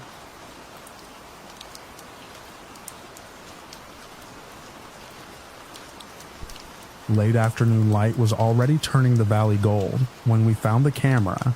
We'd been hiking for most of the day, cutting down into a forested basin that none of us had planned to reach. The trail map showed a path looping along the ridge, but Mark had spotted a faint animal track leading downhill and insisted it would reconnect somewhere below. That was the kind of decision college hikes were built on. Curiosity mixed with a little arrogance. The valley floor was quiet in a way that felt older than the mountains around it.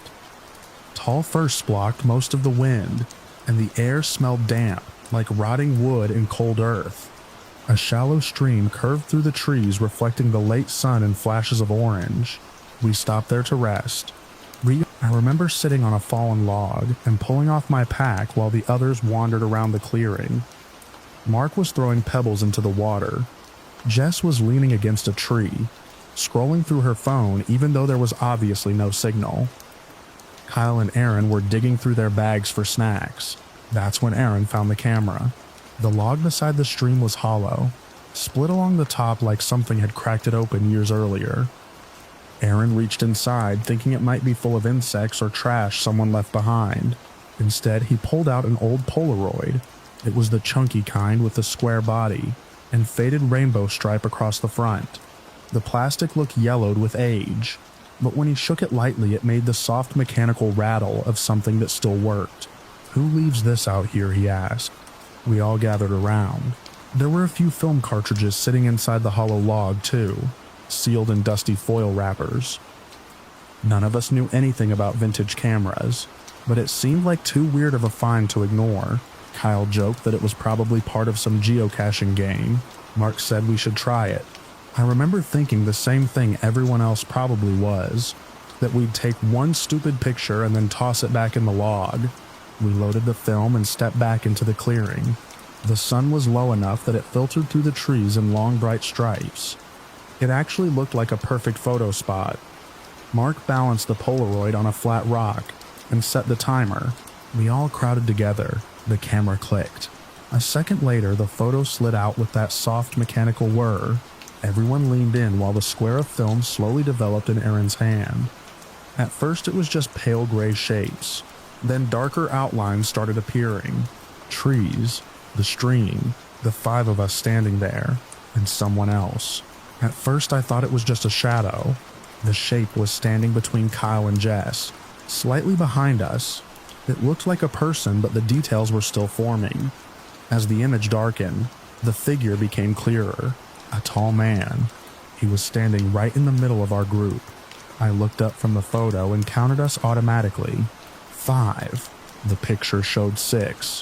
For a moment, none of us said anything. Jess laughed first.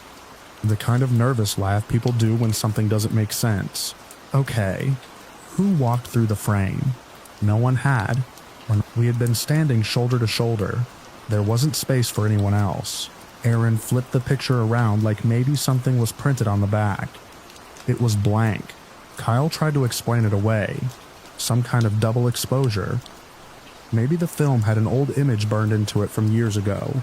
That explanation felt good enough for about 30 seconds. But then Mark said we should take another one. This time he held the camera himself. We lined up again. A little more spread out, like we were making sure there wasn't room for mistakes. Click. The photo slid out. We stood around while the colors slowly bled into place. 5 of us again. And the same person, but he wasn't standing behind us anymore. He was closer. The figure was now directly between Mark and me, slightly turned toward the camera. The image was grainy, but you could clearly see the outline of a face. I remember the feeling in my stomach then. The kind that comes when your brain starts rejecting the explanation it just tried to believe. Kyle took the photo and compared it with the first one. "Look," he said quietly. The distance was different. In the first picture, the figure had been farther back, almost blending with the trees. In the second, he stood right among us. Nobody laughed that time. Aaron turned slowly in a full circle, scanning the trees around the clearing. The forest was still, no footsteps, no branches moving, nothing. Mark said it was still probably just a camera glitch. Then he raised the Polaroid again. Third time, he said. No one really wanted to argue, but none of us stepped away either. We were too curious now. The kind of curiosity that makes people keep poking something even when their instincts say stop. We lined up again. Click. The photo slid out. The 5 of us stood there watching it develop like it was a slow countdown. Shapes appeared. Trees. Stream. Our group. Then the figure. This time he was closer to the camera than any of us. He stood directly in front of the group, slightly off center. His shoulders filled the foreground like he had stepped forward while the picture was taken. His face was clearer now. Not detailed exactly, but enough to see that he was looking straight into the lens. And smiling. The silence after that was heavy. Kyle took the camera from Mark and turned it over in his hands like it might reveal some trick mechanism. There was nothing unusual about it. Just old plastic and a cracked viewfinder. Jess said maybe someone had hidden nearby and was messing with us. Aaron pointed out something that made the clearing suddenly feel smaller. If someone had been standing that close to the camera when the photo was taken, they would have been physically standing in front of us, right where we were looking, but no one had been there. Mark raised the camera again. No one wanted another picture, but none of us said that out loud. Click. The photo slid out.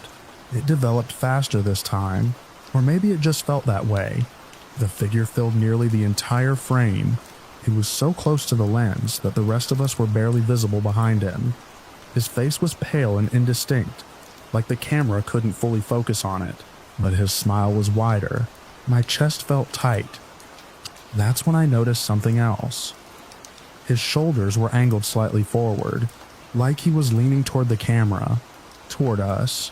"Stop," Jess said quietly. No one argued. Mark looked down at the Polaroid in his hands. The camera made a soft mechanical tick as it reset for another shot. Something about that tiny sound made my skin crawl. Kyle reached out and took the camera. "Last one," he said. He didn't wait for agreement. Click. The final photo slid out. We watched it develop in absolute silence. The figure was so close to the lens that his face filled almost the entire image. The rest of us were gone from the frame, just the trees behind him, and that smile. For a moment, none of us moved. Then Aaron grabbed the camera and smashed it against the rock beside the stream. The plastic cracked open with a sharp snap. He hit it again until the lens shattered and the film compartment split apart. No one tried to stop him. We left the photos on the ground. I remember the feeling of walking away from that clearing faster and faster, like our bodies understood something our minds hadn't fully caught up with yet. By the time we reached the ridge trail, the sun had almost disappeared behind the mountains. None of us talked about the camera again during the hike out. Months later, after the trip was just another story we occasionally joked about, I finally looked through the pictures on my phone from that day. Most of them were normal hiking shots. Trees, the stream, our backpacks leaning against rocks. But one photo near the end stopped me cold. It wasn't a Polaroid. It was a picture I had taken with my phone while everyone was gathered around the broken camera on the ground. At first it looked normal. Then I zoomed in on the reflection in the water beside the log. The stream showed the 5 of us standing there, and someone else leaning over the camera between us, smiling up from the reflection as if he had already stepped out of the photograph and into the clearing with us.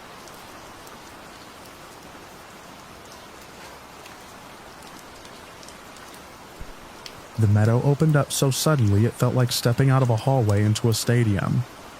One minute I was pushing through wind-stunted fir and loose talus, and the next I was standing in waist-high alpine grass, with the entire sky sitting over my head. Noon sun, thin air, the kind of quiet you only get above the tree line where even birds seem to ration their energy. I remember thinking the place was too exposed to be interesting. I've spent most of my adult life hiking solo. Not recklessly, just comfortably. I grew up backpacking with my dad and ended up working a few seasons doing trail maintenance in the Rockies. You learn the usual lessons: carry water, respect weather, trust your footing. Most of the mysteries people talk about in the woods end up being wind, animals, or someone letting their imagination run ahead of them. I'm the guy who usually explains those things away. That day, I had parked at a small dirt turnout off a forest road and followed an old sheep trail up toward a high ridge. The map showed a shallow basin near the top, a meadow surrounded by scattered granite outcrops. I figured I'd stop there for lunch before continuing to the ridge crest. The climb took most of the morning. The air thinned out around 11,000 feet, and by the time I reached the basin, my legs had that slow, steady burn that comes from long uphill miles. The meadow was bigger than it looked on the map, maybe the size of several football fields laid end to end, all pale grass and patches of low wildflowers. The ground rolled gently like a frozen wave. A few boulders sat along the edges, but the center was wide open. You could see everything. I stood there for a minute with my hands on my hips, letting my breathing settle. The sky was sharp blue, the kind you only see at altitude. The sun sat straight overhead. No clouds, no wind strong enough to move the grass more than a faint ripple, and no people. I checked out of habit anyway. I turned a slow circle. The tree line was several hundred yards behind me, where I'd come out of the forest. The far side of the meadow sloped up into rock and scrub, another few hundred yards away. Nothing moved out there except the occasional flicker of light off granite. It felt good in that clean, quiet way. Big landscapes sometimes do. I started walking toward a low rise near the center of the basin, where a flat rock looked perfect for sitting. My pack creaked lightly as I moved, boots brushing grass. The faint buzz of insects, that was it. Halfway across the meadow, I stopped to drink some water. I remember tilting my head back and noticing how still everything was. No breeze across my face. No sound from the trees behind me. Even the insects seemed to drop off for a second. Then something grabbed my shoulder. Not brushed it, not tapped it, grabbed it. A full hand closed over the top of my right shoulder and squeezed hard enough that my whole upper body jolted forward. I spun around instantly. There was no one there. I mean that literally. No one within hundreds of yards in any direction. The meadow was empty. I stood there for a few seconds with my heart punching in my chest, turning in place again. I expected to see someone laughing behind me or jogging away as a stupid prank. Nothing. Just the grass moving gently in the sunlight. My first thought was muscle spasm. Sometimes after long climbs, your shoulder or neck will seize up. It can feel surprisingly strong, but that explanation died fast. Because I knew exactly what a hand feels like. 5 fingers, a palm, pressure across the top of my shoulder blade, and it had come from behind. I rubbed the spot through my shirt and winced. The area already felt tender, like I'd walked into something. I looked again toward the trees I'd come from. They were far enough away that if someone had been standing there, I would have seen them step out. There was nowhere close enough to hide. I waited. Maybe a minute passed, maybe 2. Nothing moved.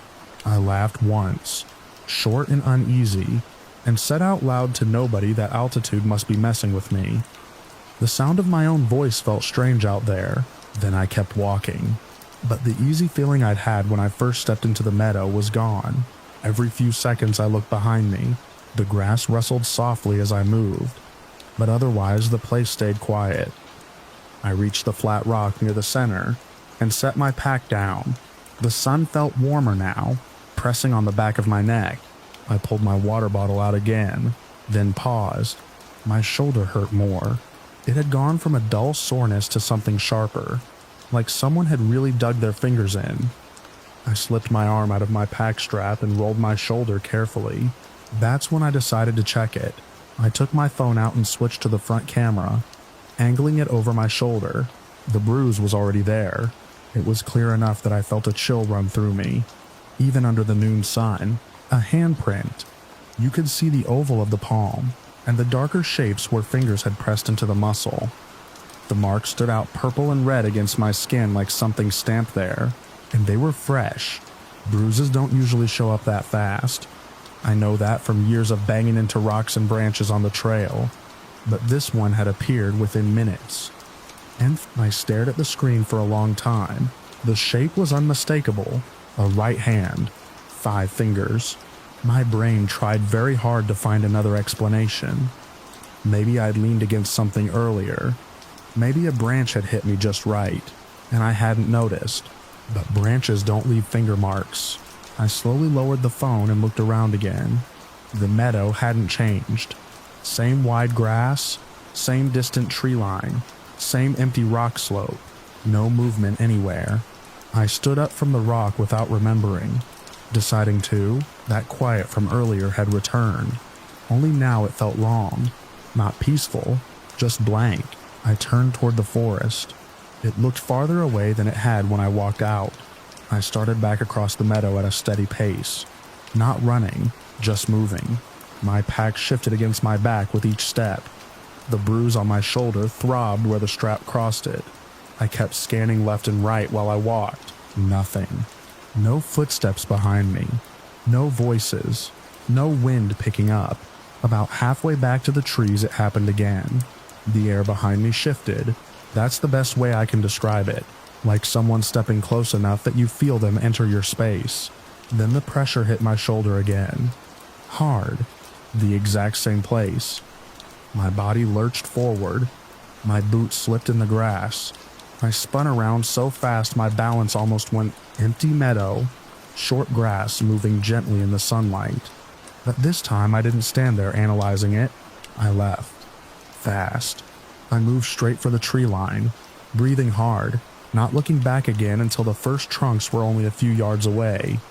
When I finally turned around, the meadow looked exactly the same as before.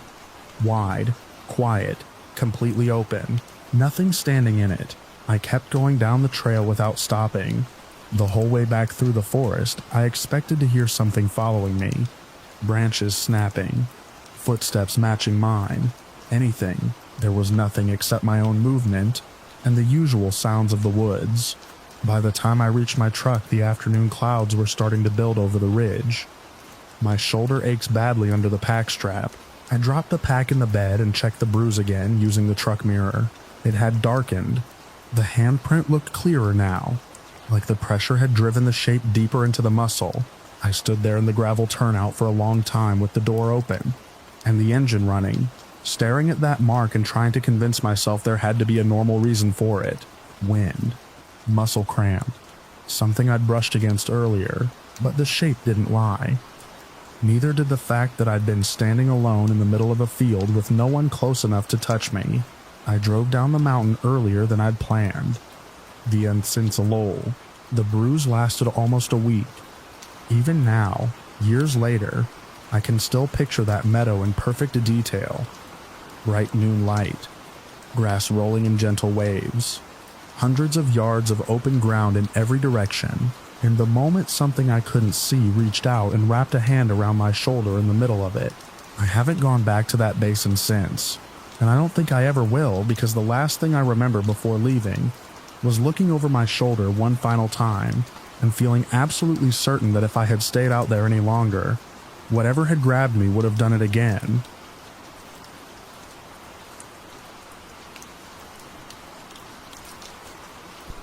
I started into the wetlands just after lunch, the kind of slow afternoon where the air hangs heavy and the ground feels soft, even when it looks solid. The trail I was following had been marked on my map as a faint connector between 2 longer hiking routes, something most backpackers ignored because the ground flooded easily. That was exactly why I chose it. I liked the quiet routes, the ones where the only sounds were insects and distant birds, and the slow suction of mud pulling at your boots. The path was barely visible in places. Long reeds leaned across it, and black water pooled in shallow depressions that reflected the pale sky. Cypress knees poked up through the muck like old bones. It was the kind of place where you moved carefully and slowly, because one bad step could sink you knee-deep. About 40 minutes in, I saw the first apple.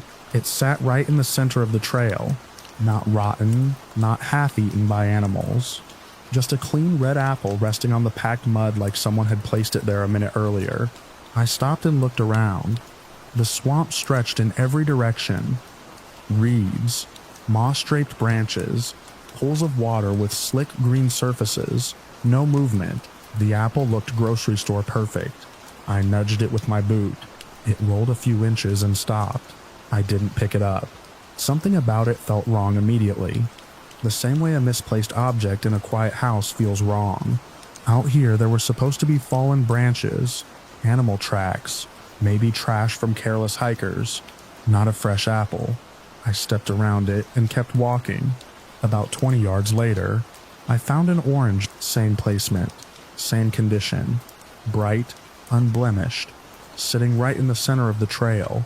I crouched beside it, still firm, still cool, no insects. I looked behind me. The apple was still visible in the distance, a bright dot against the brown mud. Someone had been here recently. That was the obvious explanation. But the trail ahead looked untouched. No footprints in the damp soil except my own. I stood there longer than I should have, listening. The swamp had its usual sounds: frogs, insects, the occasional rustle of something small moving through grass. Nothing that suggested another hiker nearby. I left the orange where it was. 10 minutes later, there was another apple, then another orange. They appeared at irregular distances, sometimes 20 yards apart, sometimes farther, always centered on the faint trail, like deliberate markers. At first I assumed someone was messing with hikers. Maybe a group had dropped them as a joke, or some strange navigation game. But the deeper I went into the wetlands, the stranger the pattern became. The official trail faded away completely. Soon I wasn't following a path anymore. I was stepping from patch to patch of slightly higher ground, weaving between pools of black water and leaning trees, and still the fruit appeared. Perfect apples, clean oranges, always ahead of me. The swamp had grown quieter by then, the kind of quiet where the insect noise fades and you realize you haven't heard a bird in a while. I stopped walking. The next orange sat about 30 feet ahead on a narrow strip of dry mud between two dark pools. Behind it there was no visible trail at all, just swamp. That was the moment I realized I had been following the fruit instead of the map. My compass still pointed roughly the direction I intended to go, but the ground ahead looked worse than anything I'd crossed already. Dense brush, deeper water. I almost turned back, but curiosity is a dangerous thing when you hike alone. I walked to the orange. Beyond it, another apple waited in the distance. The ground became softer. My boots sank deeper with each step. Once I had to grab a low branch to pull myself free from thick mud, but the fruit kept appearing, spaced just far enough apart to keep me moving. Apple, orange, apple, orange. After a while, the trees thinned slightly. The reeds opened into a wider patch of swamp, where the ground rose just enough to stay mostly dry. That was when I saw something that absolutely did not belong there. At first I thought it was a tarp, a pale rectangle in the distance, but as I moved closer, shapes began to form. Straight lines, right angles, fabric. I slowed down. The fruit trail led directly toward it. Another apple sat 10 feet away from a large dry patch of ground surrounded by shallow water. And on that dry patch sat a living room, not pieces of furniture scattered around. An actual living room, a full couch, a matching armchair, a coffee table, a tall floor lamp with a beige shade. Even a patterned rug spread across the dirt like the swamp floor was hardwood. Everything looked clean. The couch cushions were plump. The lamp stood upright. A stack of magazines sat neatly on the table. A bowl of apples and oranges rested in the center. The scene looked so normal it took several seconds for my brain to process how impossible it was. I stood at the edge of the dry patch, staring. The air smelled like wet earth and stagnant water, but the furniture looked like it belonged in a suburban house. No footprints around it. No vehicle tracks. No nearby structure. Just a furnished living room sitting quietly in the middle of a swamp. I circled slowly along the edge of the clearing, careful not to step onto the rug. Up close, the furniture looked real. Not props, not cheap camping gear. The couch fabric had texture. The lamp had a cord that ran behind the chair and disappeared into the grass. I remember noticing a small detail that made the whole thing worse. One of the magazines on the table was from that month. I had just started backing away when a voice came from somewhere in the trees. "Do you like the decor?" The words were calm, casual, almost friendly. My body reacted before my mind did.